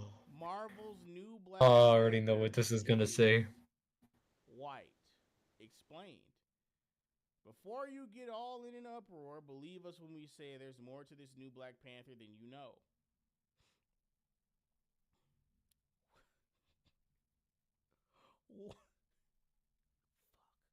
I can't read this first part without laughing, bro. I'm not even gonna try to hold my laughter. This No, is you can laugh. I have to read. silly. Watch. Oh fuck. Watch out, Wakanda. There's a new Black Panther in town, but he's clearly not from your tribe. But don't worry, fans. There's a bit more to this story than you might realize. As you well know There's, by now, and as shown in the there's more Black to him Panther. than meets the eye. What'd you say? Why am I so quiet? Hold up. I said there's more to him than meets the eye. See, I was, man. Dude, on the back end, my mic is at fucking like 80%. I don't know why I'm so quiet. I don't know what you mean, but I just turned up my fucking mixer again. God damn it. Yeah, Nobody no, I mentioned saw. that shit. Am I quiet compared to you now? No, I don't think so. But just in case, I'll boost you up to about 85. Blue Jay is just now pointing this out. Blue Jay, wow. I think he just showed up. I don't think it's not his fault. It's everyone else's fault that said nothing. Still, the timing. Still, the timing is funny. I know I'm responsible, but damn it, I don't know if the volume is low unless somebody tells me because I see 75% on my end, bro, and I don't want to put this shit all the way up because it'll be ear rape and it'll be peaking like a motherfucker. But as you well know by now, and as shown in the Black Panther Wakanda Forever back in 2022, King T'Challa, played by the late Chadwick Boseman, has passed away, leaving the vibranium-filled country without a real... What the fuck does the movie have to do with the book? Let's continue. The movie didn't even have Black Panther in the title. It was just called Wakanda Forever. I can't get rid of this damn TikTok. Anyway. Fuck, where was I? Leader. That is so annoying. And while we saw that his sister Shuri took up the mantle to fend off the land from Namor and his fighters, the future of T'Challa's legacy was still left up in the air. However, if you remember from one of the post-credit scenes, he and his love Nakia did give birth to a son together. Toussaint? I don't know how to pronounce that. Though he was way too young to take over his father's former kingdom. What the fuck is this? Oh, I think they're going over the movie first. Maybe? I don't know. As a result, many fans were left wondering. Basically, they're trying to use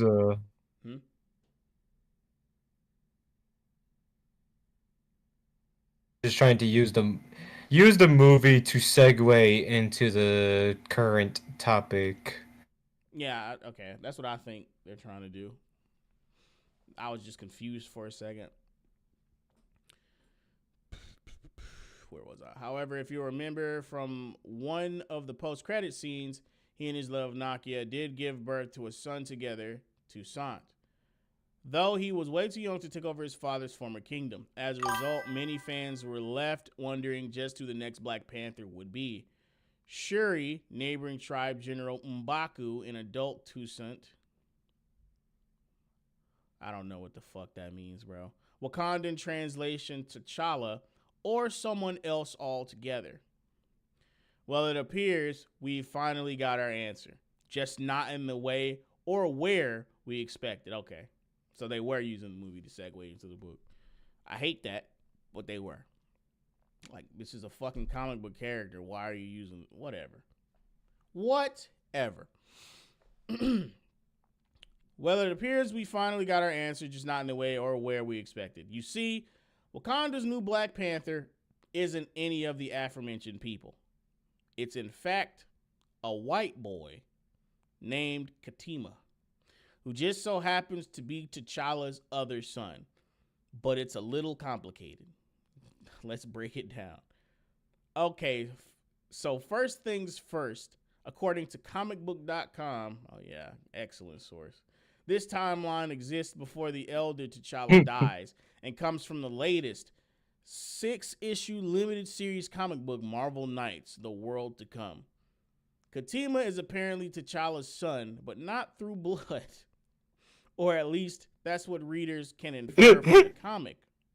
His mother is presumably Monica Line, an earlier love interest for T'Challa, but she's a black woman. However, before entering into a relationship with the King of Wakanda, she parted ways with her ex-love, who just so happens to be a white man, and was pregnant at some point while she was with T'Challa. The king and Katima eventually cross paths during a tribal challenge as the latter tries to take the throne. It's there that the white boy reveals that he was raised by the clerics of Wakanda and displayed some sort of ill feelings toward T'Challa. What? So, whatever. Oh boy. By the way, they typed the twice. My brain just auto-corrected this shit. So while we're unsure exactly how the two are estranged, father and son, this does add an interesting layer to the story and begs the question of whether or not this hella alternate storyline will be explored. I thought this shit was canon. Alternate storyline? Whatever. Will be explored in the upcoming third iteration of the Black Panther film franchise. Do you think Ryan Coogler will throw us all for a loop and give us a white Black Panther? We highly doubt it. But then again, you never truly know which way the pendulum will swing when it comes to Marvel. We guess we'll all just have to wait. We'll all just have to wait and see. God, I'm tired of that fucking Just thing. you wait, man. In a few more years, Ryan. Wait and see. Bro, just wait, man. No, no, hang on. Just wait, man. Soon we'll finally get Ryan Gosling as the Black Panther. We're truly diverse. MCU is cooked. Yeah, of course it is. They cucked him. Yeah, they cucked T'Challa. I never thought they'd do it. I never thought they'd do it. What the fuck? Nobody is more confused than the people who never expected this to happen. By the way,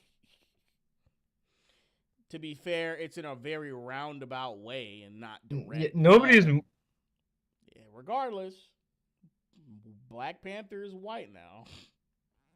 Sorta. By the way, this article was way less racist than I thought it would be. I was hoping for a bit more vitriol. I'm disappointed. Yes, that makes me a bad Disappointed.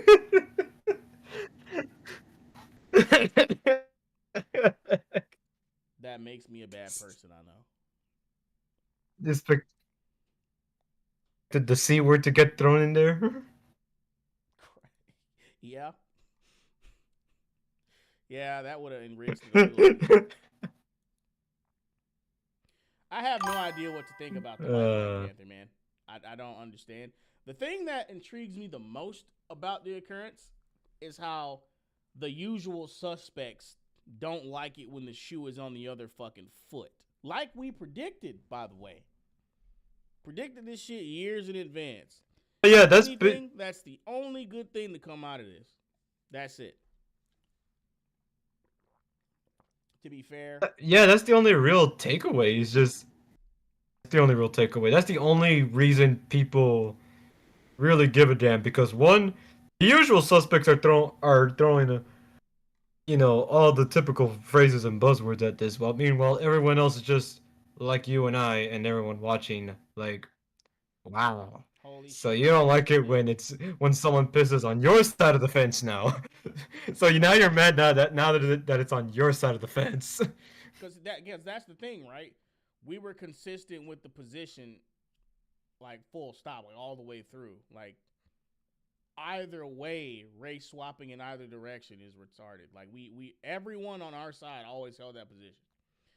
That said, I have to be fair and say that the backlash toward this isn't as big as I expected it to be. However, they are hypocrites, and it is the same people. Uh, you know, what word would I use? I'll say whining about this change. Even though I disagree with the change as well, it's I'm still enjoying. I'm still enjoying the cope. And at this point, I really don't care if that makes me lose some sort of moral high The ground Malden. because when you spend this many years laughing at the pain of actual fans and saying shit like incel tears or chud tears, whatever stupid shit you want to say, then you deserve the same treatment in kind. Yes, we will laugh at your outrage. Absolutely. Mock and shame. Yeah, that's It's only fair. yeah, that's all it comes down to is yeah. That's really all it comes down to. Yeah, it's just now that we circled back, you wanna you want you wanna act all fucking high. You wanna act like you're faithful to the source material now when you never were for the last 10 years. Meanwhile, we've been getting the Bro, stick for the last 20 years they pick and choose what they want to be faithful in terms to. of what we've been asking for. That's still a video. That's still a cultural critique video I have to do, by the way. That's in the pipeline. They pick and choose what they want to be faithful to. Like literally a culture of bad faith. They're like, "Oh, you have a problem with this, but it was in the comics." It's like, first of all, what the fuck would you know about the comics? Second of all, not everyone likes every comic. Dickhead. Who the fuck wants to see a bad comic adapted or a bad character adapted? Right? They cherry pick the shittiest examples of what was in the comics. But whenever it's some good shit that motherfuckers want, it doesn't matter. It's a different universe. Like, get the fuck out of here, bro. It's so annoying. Let's read these. The different universe argument. The different universe argument is probably the most annoying take or like most annoying straw man argument I always see, and it always pisses me off. Exactly the same shit I always see with the Devil May Cry cartoon. Netflix Devil May Crap. I don't think it's a straw man. Different universe, so I don't think it's a straw man. It's just flawed reasoning. Like, who cares if it's a different universe? That's not an excuse to bastardize the idea that people are already familiar with. Like, that's just bad argumentation. I wanted to read Blue Jay's comments because he actually put also some just good ones in here. No, you first, and then I'll read his comments. I was gonna say. I mean, I also find it just weird when you want to reboot or universe a story that was like already had like a very linear franchise story, you know, like Devil May Cry, or that's like Marvel and DC, which have like separate like episodic issues, and Mm-hmm. then alternate universes, alternate continuities to kind of sort of justify this alternate universe fanfic type of storytelling that you can make canon, you know. Like Devil May Cry isn't one of that. Isn't one of those types of franchises you could do that. So it weirds me out, you know. Like why do that? Bro, the last two good uses of multiverse I saw, and I don't even think I would really count 2099. The I would give that to the Ultimate Universe, Ultimate Spider-Man. Like that's pretty much the only good use I saw of it. But the only thing it really proved is how much it Which wasn't Ultimate needed. Spider-Man? There's like three of them. The original, the one that's based on the game, the one that Which the game, Ultimate Universe Spider? the one that the GameCube But game is based off of. That one. think that good? Because Dude, no. no, Ultimate because the Ultimate Spider-Man. Universe is like, No, bro. I don't know if you've read it. It was that good, bro. But the only thing it proved was how much it wasn't needed because, I mean, the mainstream universe is good too. You know what I mean? I mean, it just created two Spider-Men. It was just kind of like, how do I put this? the, It was really good, but it didn't need to exist and it shouldn't have existed.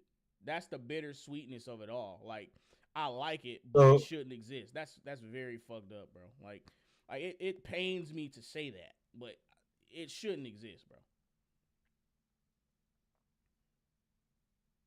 like it's good in a vacuum, in a sense.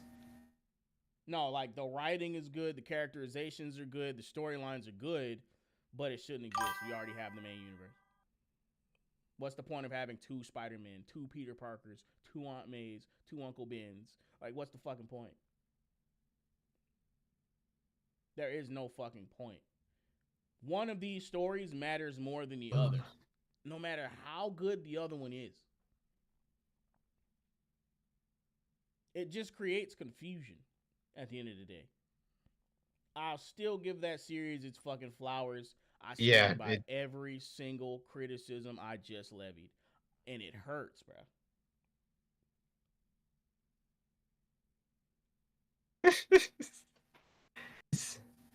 It I don't hurts. know. It's like Fuck. I want to read it'll be a Blue Jay's whole other comments. discussion. After you add, I heard you. after you finish making your point, I want to read Blue Jay's comments so we can move on to this next one. No, I was just finishing. I was just finishing up saying like this ought to be like a whole other conversation we need to have on a separate topic, later down the line. Oh, the existence of Ultimate Spider-Man versus regular the 616 versus 1610. We could talk for hours about that shit. Yeah. Not Like I just said, not just Ultimate Spider-Man, but I mean like the Ultimate Universe in general, and the whole concept of like the rebooted continuities and all that. You know. oh no, that shouldn't exist. Like parallel Earths should not fucking exist, bro. I'm sorry. Parallel dimensions, sure. Parallel universes, no. Fuck that.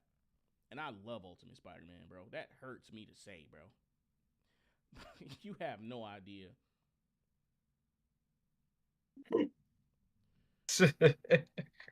But yeah, let's read Blue Jay's comments. Bro, at this point, just expect Marvel to do anything to make you just I think he meant don't expect Marvel to do anything to make you disinterested. Okay.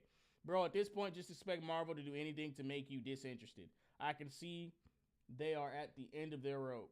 Mary Jane as Venom, rebooted Gwenpool. Let me reread that. Mary Jane is Venom, rebooted Gwenpool, Deadpool kills the MCU again. What the fuck? Etc. I'm so sick of this multiverse Well, not bullshit. the MCU, just I was reading Tyrannos. Go ahead. not the MCU, but just the Marvel universe. But yeah, no, that's I hate that storyline. Ah, this guy's back. What the hell is that comment? What the hell? This guy is back, bro. The troll, he's back. About before? Yep, that's the same guy.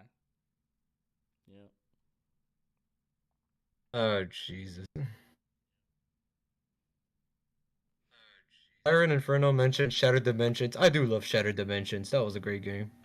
And it Edge of Time too. I love Edge of Can we Time. ban him, bro? Because I think he has me blocked, so I can't see him. Crush your skull.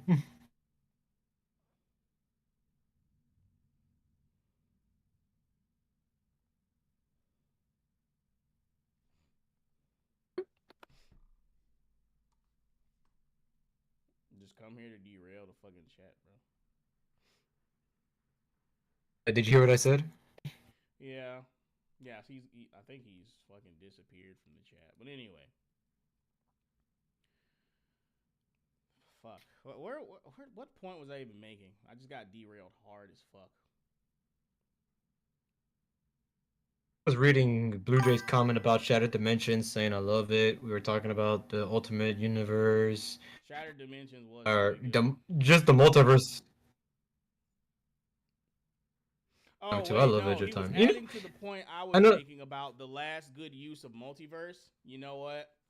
Shattered Dimensions is definitely a fantastic fucking use of multiverse, bro. Yeah, it's up there with Ultimate Spider-Man. Yeah. You're absolutely correct. Yep, absolutely. You know what I love? Shattered Dimensions gets a pass because it's a video game.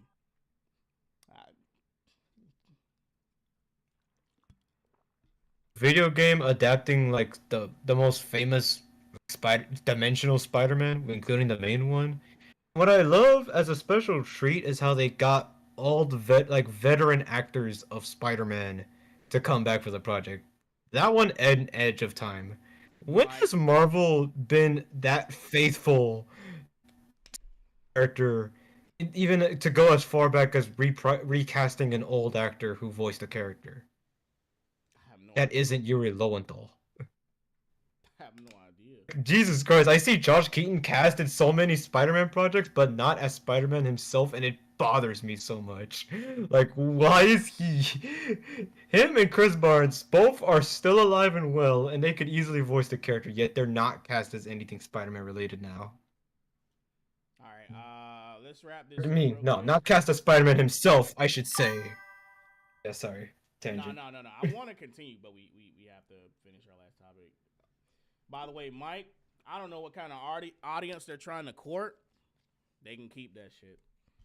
But we're going to get into our final topic for the night. Where is my banner? There we go. All right. This last one is going to be from Vice. Stellar Blade PC launch breaks Steam sales records thanks to its thirsty fan base. Ah, yes. Stellar Blade again. Here we go. Stellar Blade is breaking records on Steam as its PC launch is largely being fueled by thirsty players. All right, this is gonna be another clip. I'm gonna have to clip this out too because I want to get to the bottom of why this game really fucking succeeded and how this is a non-problem that never existed for all of gaming because characters like Eve were standard fucking practice. But let's get into the article first. Despite releasing in 2024, the recent launch of Stellar Blade on PC has been breaking sales records on Steam.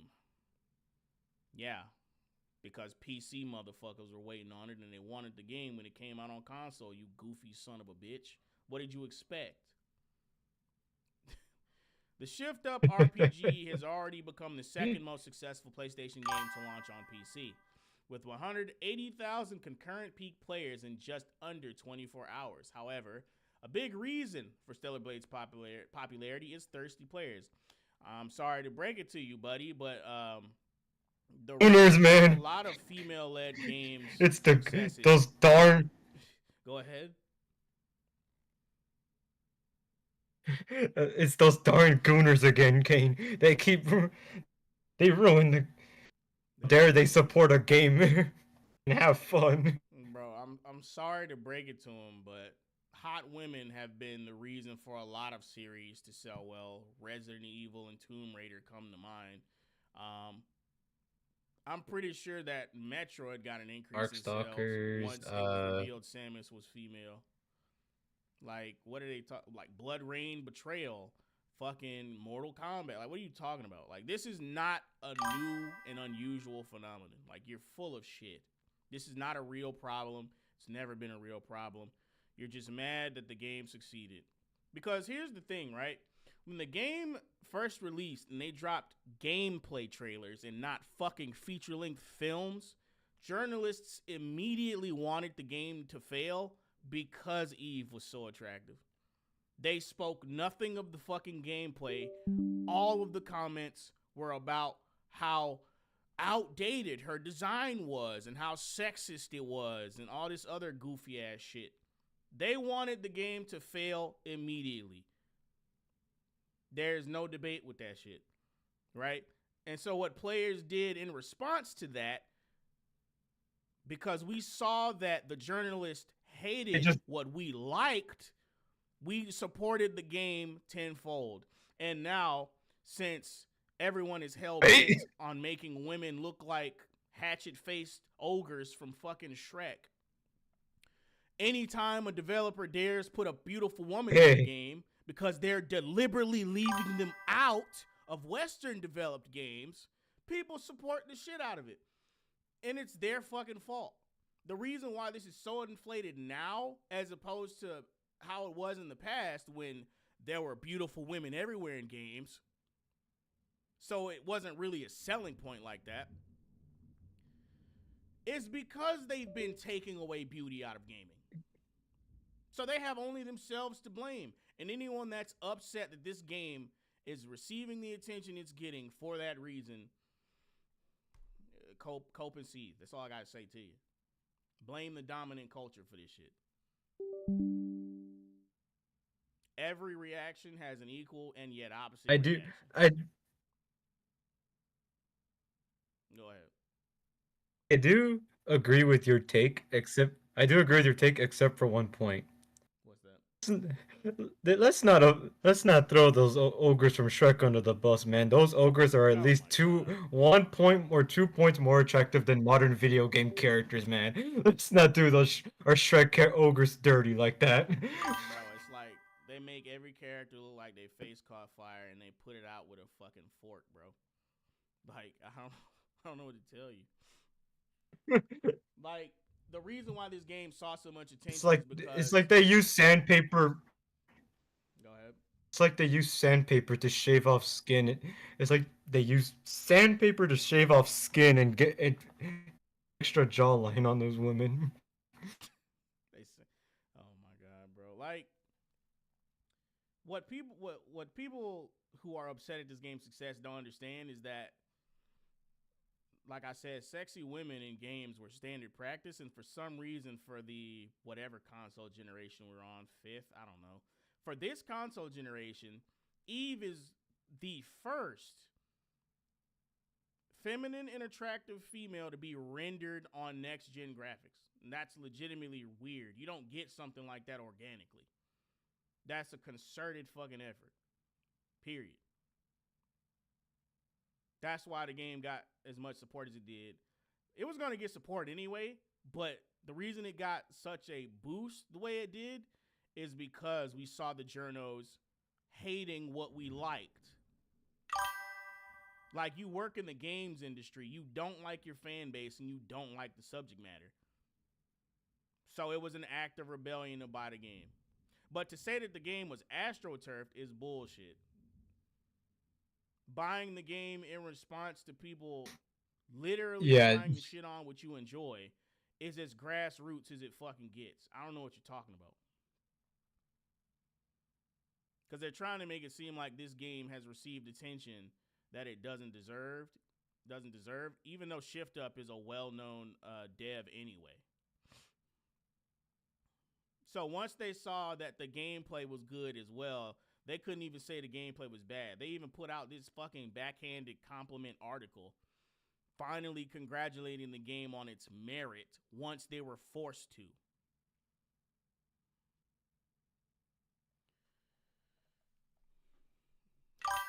But enough of my soapbox. Anything to add before I continue reading? Well, I do. I was thinking because you and I we grew up on a lot of at least I grew up on a lot of anime. I grew up on games, comics, and like you don't really think too much about like the attractive women thing because you assume that's like a normal standard, and then see all these controversies from like types, and then you have even back with Mortal Kombat where all these uh boomers puritanical started taking offense at at the violence and the gore. It's like there's always has been some group that just made it just took has somehow got a problem with the material of the game and made it everyone else's problem. And for some reason, the game companies went from saying "screw you, we're gonna do it even harder" to "okay, okay, please don't be mad." So weird how we just the on these game developing companies just neutered. I mean, with a set of ballsack, giving the players what they want. Yeah, Oscar. There was controversy Me, about. who's like, Continue. Finish first. I'll get to it. I was just gonna say, and even me, who's like, kind of like, I can get a bit tired of like seeing like anime fan service, the same anime fan service joke thrown in your face with like a panty shot over and over again. Like even when I can get tired of seeing that because if it's like slows down the plot or whatever. Yeah. Right. You get what I'm saying. It's like if it's like I could get tired of that because it slows down the plot or it's just like a tonal whiplash event. It makes me think, hey, there's so much sexual stuff in this. Why isn't it just a hentai at this point? I would rather go support a game with hot women or a comic book with hot women. Be on the side of these journals who are like a cucks, like a like a group of cucks at this point. They're anti-beauty, bro. It's weird. I just support something normal.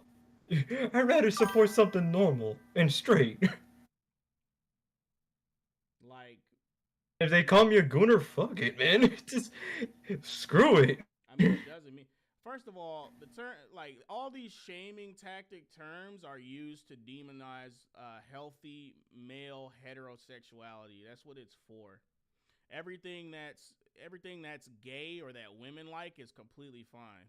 But anything that straight men like, it's gooner, coomer. Just go watch porn. Like, honestly, I just want to tell them all that there's rope at Home Depot. To be completely honest with you, that's what I be wanting to tell them because it's just annoying.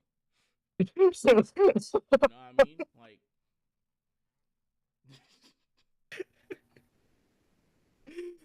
the world would be a better place if you swung from your ceiling. That's all I'm saying. But uh, Damn.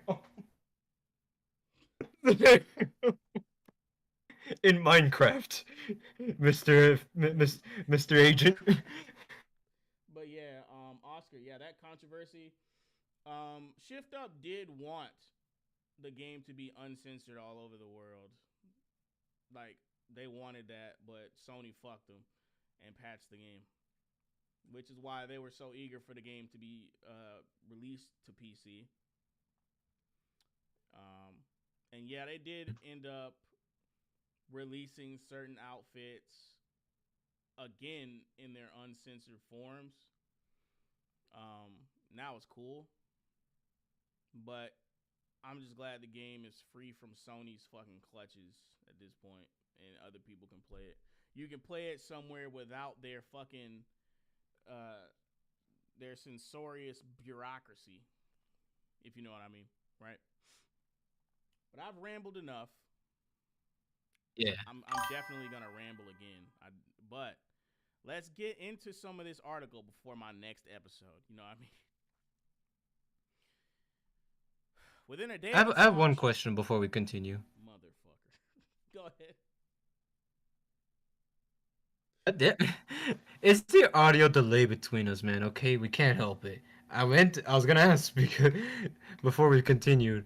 Mm-hmm. So to escape the Sony, censorship practice, Stellar Blade actually be through PC? Because if I wanted to buy it on a console, would I just have to deal with that shit, or is there a way to just for console players? Oh no, if you have the disc version, of the game, because this is what I was doing, I just got tired of doing it.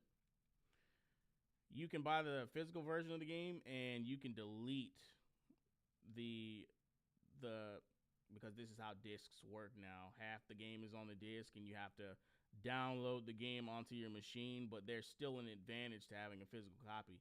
You can delete the game from the console, reinsert the disc offline, and have it reinstall the game and be able to play the game without any patches. Like you get if you bought a day one version of the game, you get to play it in its day one state without any of the patches, and that's what I was doing for the longest time. There's any of those still out there? Console, just out of curiosity. Chances are, yeah, there's still a lot of day one copies.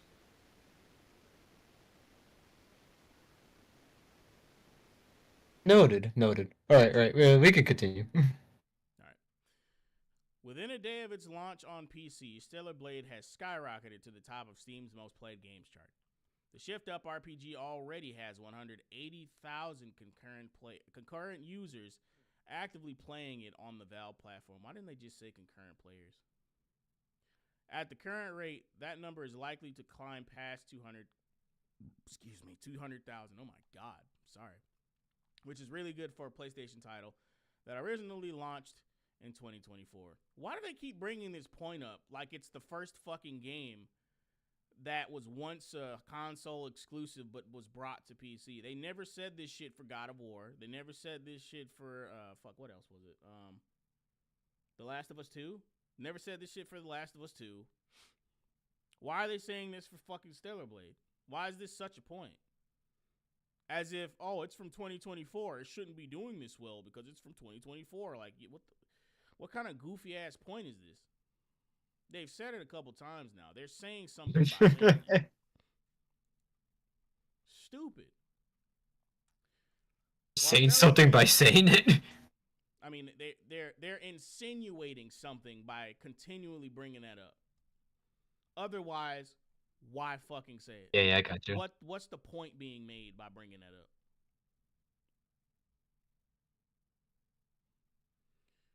While Stellar Blade has some of the best combat since Nier Automata, okay, I can't compare it to Nier Automata, bro. I'm sorry. And this is the backhanded compliment shit I'm talking about. Is it a good gameplay? No, it is good gameplay, but I don't think it's like Nier. But this is the backhanded compliment shit I'm talking about. They're being forced to acknowledge that the game has merit because they didn't want to before. And even when they do, there's always some bullshit around the corner. There's always a but. They can never just give the shit its flowers.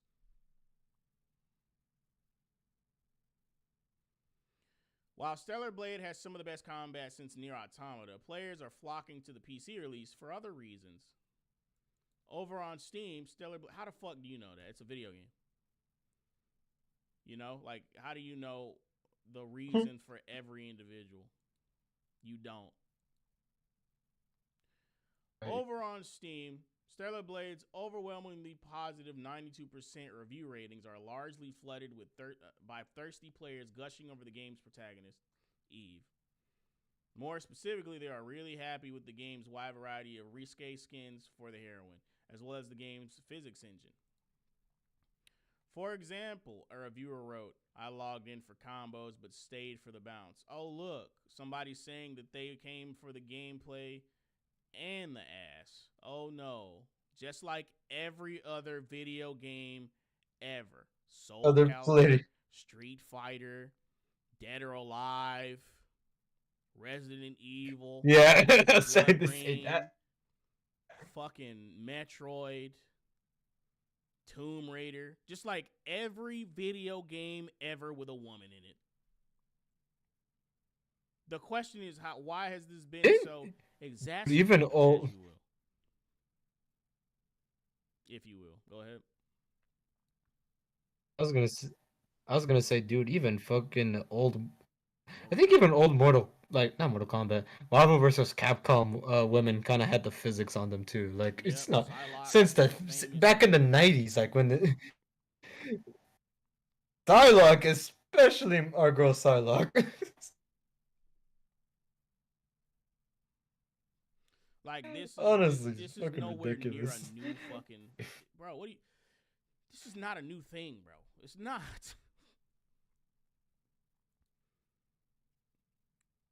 Anyway, I already harped on why the game got the attention it got. But anyway, continuing on. This game might be the first ever to break my controller's share button. The sections that take forever to progress are the ladders, ropes, and ledges. I mean, I didn't think they were that long, especially since you can jump. Never mind. I get what the comments saying. I get what the No, that went over I my was head. waiting for you to. I was waiting for you to think of That went over process my that. head. I get what the fuck the comments saying. He kept screenshotting the fucking yams. Well, wow, bro.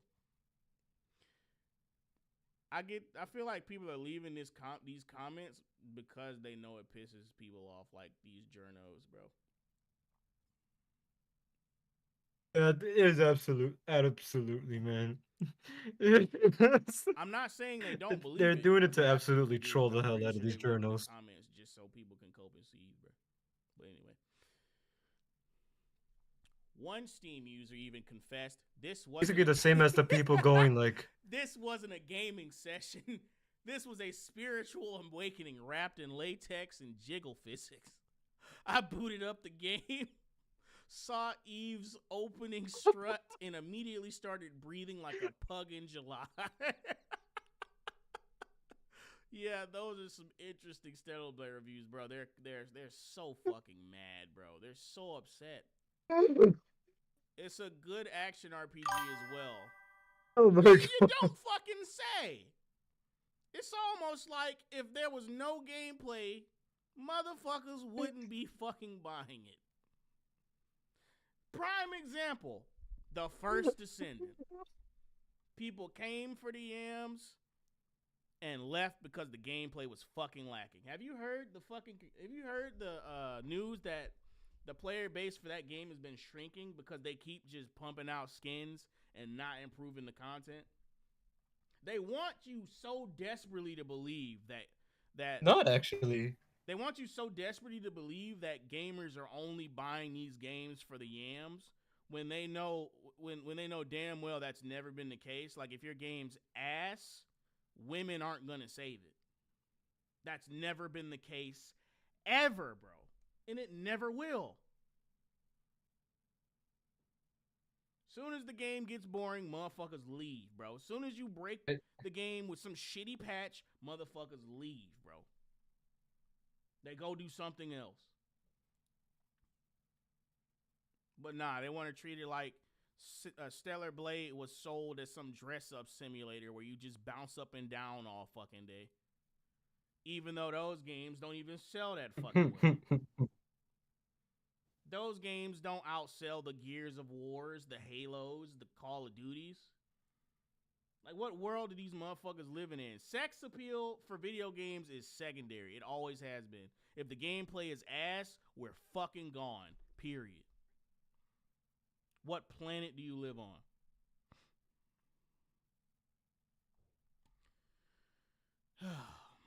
Let me see.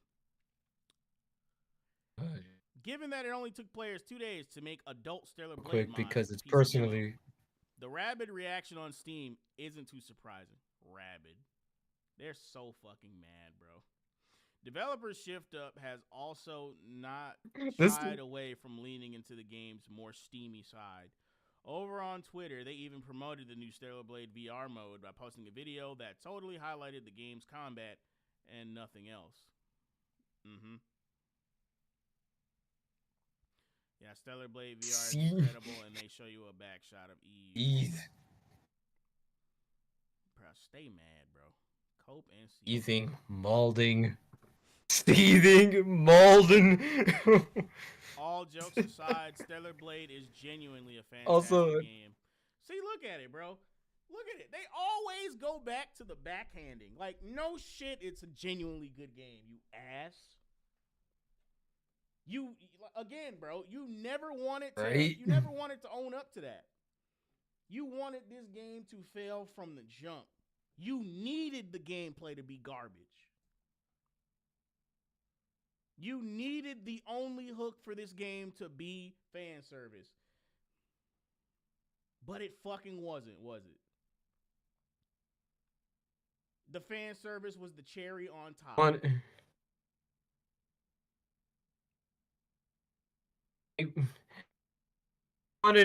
They wanted the fan service to be the main appeal of the game. They failed to realize that the gameplay is the true fan service for all gamers. Bro, sex appeal is never the main appeal of any game. That shit is really cool to put on posters to make motherfuckers look at the poster. But what gets them to buy the fucking game is the gameplay. Because it's a fucking video game and not a strip club. But nah. I want to respond to a comment real quick because Yeah, go ahead. I want to respond to Rudy saying that Bet Super really likes Spiritual Awakening. Shut the hell up. Like, Oh, D, don't snitch him out, Rudy. I know where he's going. I know where he's going with this. Shut up, Rudy. Yo, let my man live, dog. All right. Shut up. I'm pretty sure they did this same goofy shit with Near Automata. Wait a minute. Go, hold on. Wait. How well That's what did Rudy Nier just said, yeah. Automata sell in Rudy just comparison to Stellar Blade? look it up actually. Does anyone know how well did Nier Automata sell relative to Stellar Blade? Because Nier Automata also had a sexy female protagonist. What kind of numbers did that do? This did that Nier game Automata break Steam sold. sales charts? Did that game break Steam sales charts? It says No, I Nier. don't know. Says it sold over 9 million units worldwide. Damn. But Let's see. did it I receive think the that's same kind of press that fucking Stellar Blade did? Because what they're trying to say is that the only reason this game is popular is because of the fan service. And that's it. Rudy also that's what Rudy is saying in the comment section too. It's just this is just 2017 again with Nier Automata. Oh, so Nier had Same shit the again. exact same press, and that's why it exploded. Well, never mind. It's a bad example. If that's the case, it's a bad example. I was about to make a point. Okay. Well, I don't know about not so much the press. It did have there were journals trying to get on Nier Automata for the same reason with Stellar They Blade. tried to get on. But I think people. Go ahead. I was just gonna say, but I think. Let's see, Nier Automata.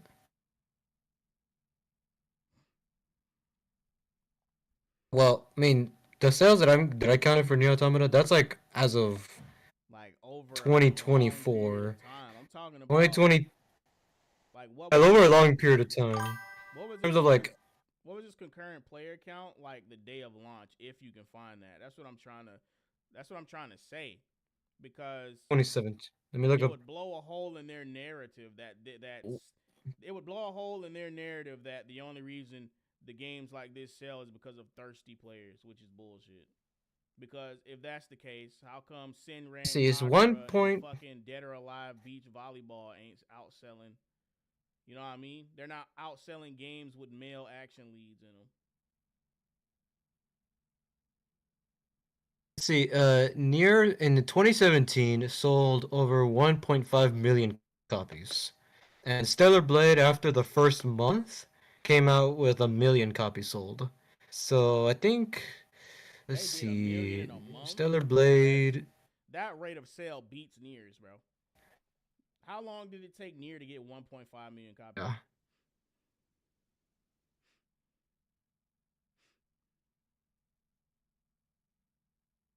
A, like a It took a year. around 2018, I think.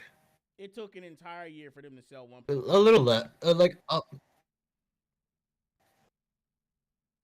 little less than that, honestly. It doesn't. It's not really clear because it's like counting like 2017 into 2019 and then 2020.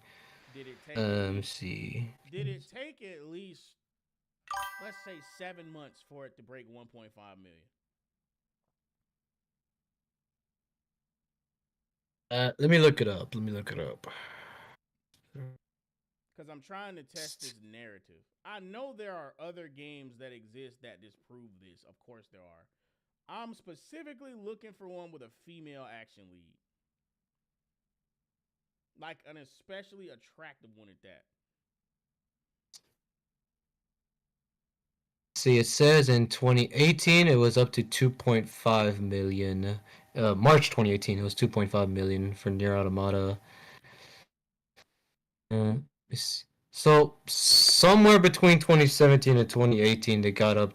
It at least got up to like roughly a couple of months to a year. Took it took to get to that number. Meanwhile, Stellar Blade is kind of already outselling that at the rate it's going. That's what I'm saying. Like it was the unique circumstances surrounding Stellar Blade that gave it the extreme boost in sales. It wasn't just the fact that Eve was hot. Because if the game was coming out and they shut the fuck up about it, I guarantee it wouldn't have exploded like this. It would have still done well, but it wouldn't have exploded like this without the fact that journos were shaming everybody, and we got to witness them hate on something we like about gaming. That's literally why it did so well, because journos were immediately shitting on it, and people bought it in response to that. But they're trying to make that seem like a bad thing. They're making it seem like we're supporting a bad product like they do out of spite.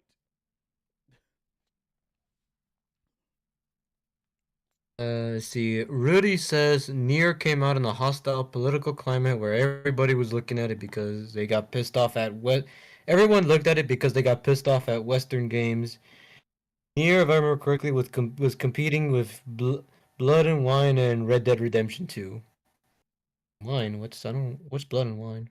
Blood and Wine is a Witcher expansion, which I'm pretty sure he's saying Oh outsold right. Nier. Oh, I never got. So Red Dead Redemption and Blood and Wine outsold Nier. That's pretty. I think that helps my point enough. You know, you know what I mean. Using the fact that Witcher and Red Dead Especially with Red Dead Redemption are Redemption long-standing 2, franchises is a because bunch I of know shit. Red Dead. Go ahead.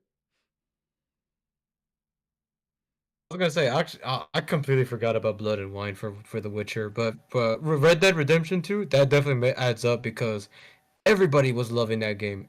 Everybody was talking about it, way more than Nier. Yeah, they're trying to make it seem I can like see Rudy's point there. That was, yeah, and I mean even that disproves their narrative that the games only succeed because of thirsty players. Like get the fuck out of here, bro. Like as if there's no games that don't feature sexy women that sell well. And you can't even say that Triss Marigold and fucking Yennefer are the selling point for that game because they're not. It's Geralt. It's always been Geralt, and it will always be fucking Geralt. Always. Same thing with RDR. It will always be. Wait, fuck. Who's the protagonist in RDR two? It's not John Marston. He was Red Dead one. The Cowboy Men. Damn it. Who I else was would gonna it always say, be then? fucking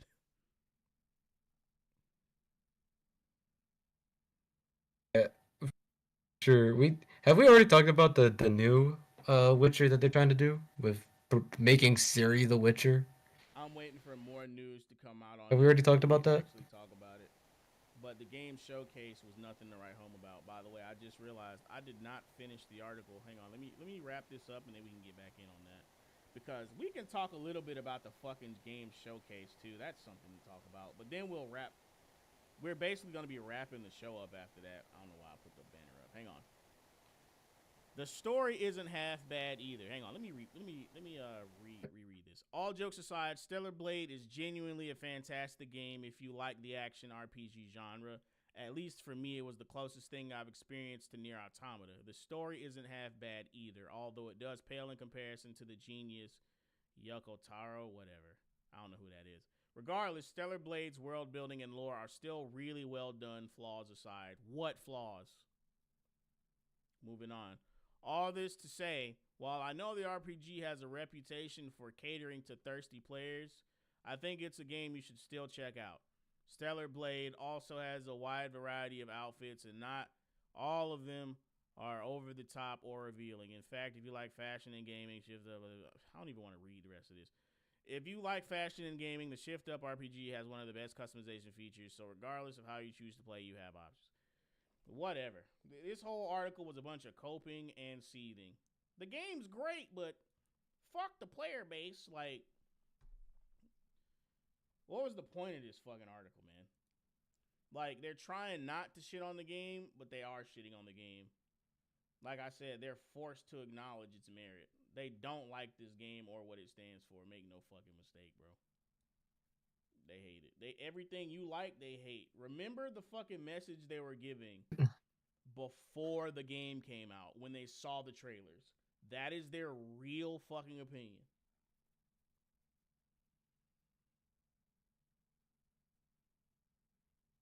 Give just want to give you a bit of a context.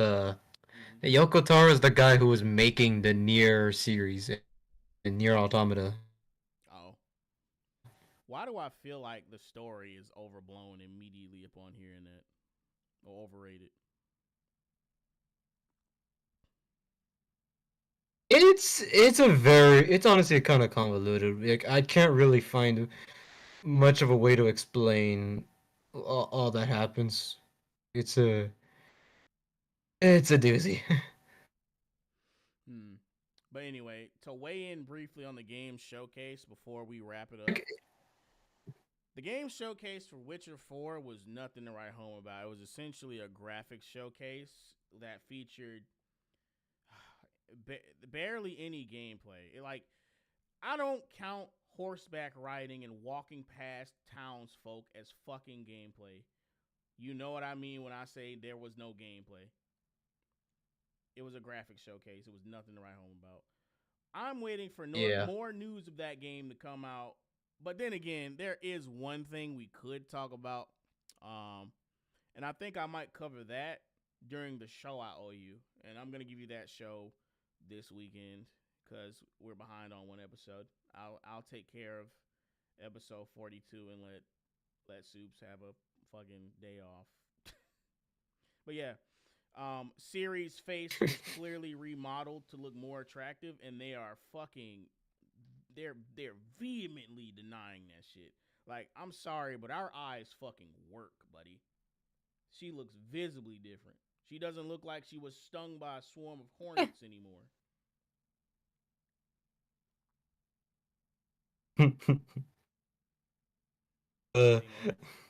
The it didn't look like she took a different Witcher serum. Is all we're saying. Bro, she had Botox. She looked like she had mumps and measles.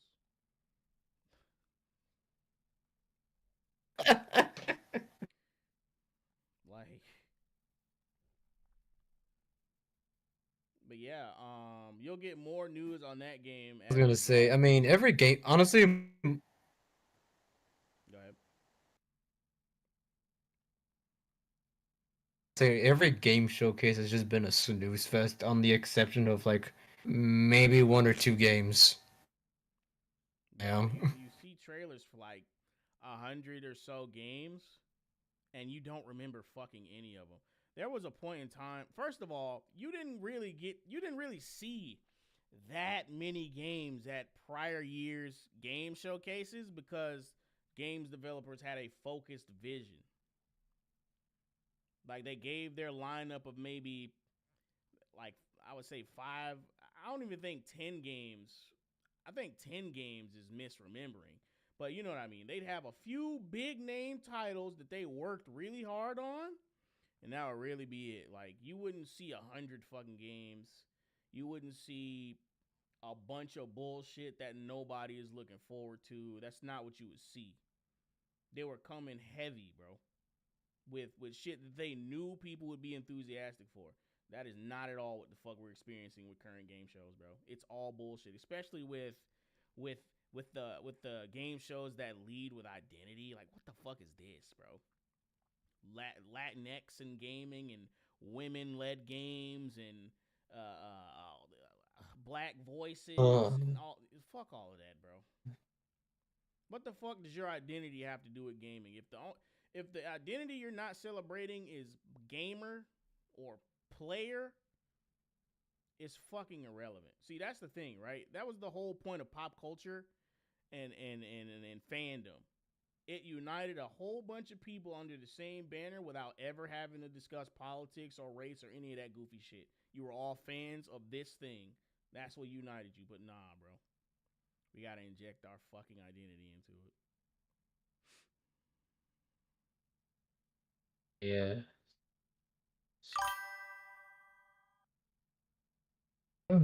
This, there's not much else to say to that. Yeah, Also, if you like have this nothing is else, what we've been stressing for a while. We yeah. used to be. Not finished. I was about. We can end after you finish your point. But yeah, Oscar. Yeah, they use their identity to shield themselves. I've been saying that for a while. Go ahead.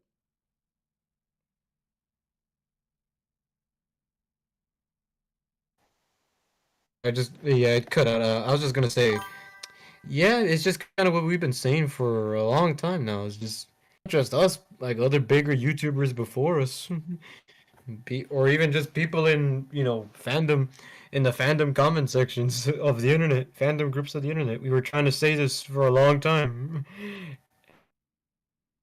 Yeah, man, it's Learn, tragic. and if they do, they just and if they catch wind, they just try to hide it or rebrand it. It's until someone, and we gotta keep speaking out until we find someone else on the outside.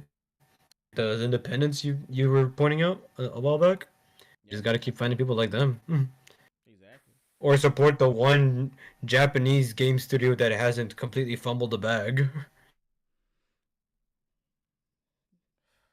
Man, we could sit here and talk about shit all day. I'm. Well, let's go ahead and end the goddamn show. Uh, yeah, man. Thank y'all for watching. Um, as you already saw, I got a fucking video blocked by fucking Netflix, and I'm dealing with facing a copyright strike that I'm probably gonna get because I'm certain a human won't review my video. For the case of fair use, it's whatever. I'll find a different way to get the series review uploaded. It's probably not gonna be in the way I wanted to, and it's probably not gonna be the most enjoyable viewing experience. But if you look at my review of the Fallout TV show, that's probably the format I'm gonna end up sticking with going forward. But I'm still gonna include the dialogue, and I'm gonna try and convey as much context as I can, probably using only still images and in a different style. I'm sorry it's come to this. I really wanted to, you know, do the reviews with visual aid to show that I'm not bullshitting, and that's part of the reason why I was doing it, just to actually give you proof that what the fuck I'm saying is real. But they don't like that. They want to take away credibility by misusing copyright and flagging your channel and silencing people. But I've gone on long enough. This has been your episode of the Monkey's Paw. Don't forget to like, comment, share, Shit subscribe. Hit car. the links in the description to keep your fingers on the pulse of Cosmogoth. You got anything to add, Soups? I just got one thing to say. Mm-hmm. Go screw yourself, Addy shit car. Don't ever touch Devil May Cry again. Yeah, he's trash, bro. Good night, everybody. I have not wanted to strangle one. So bad in Minecraft. But alright, peace out guys. So bad in Minecraft. Peace.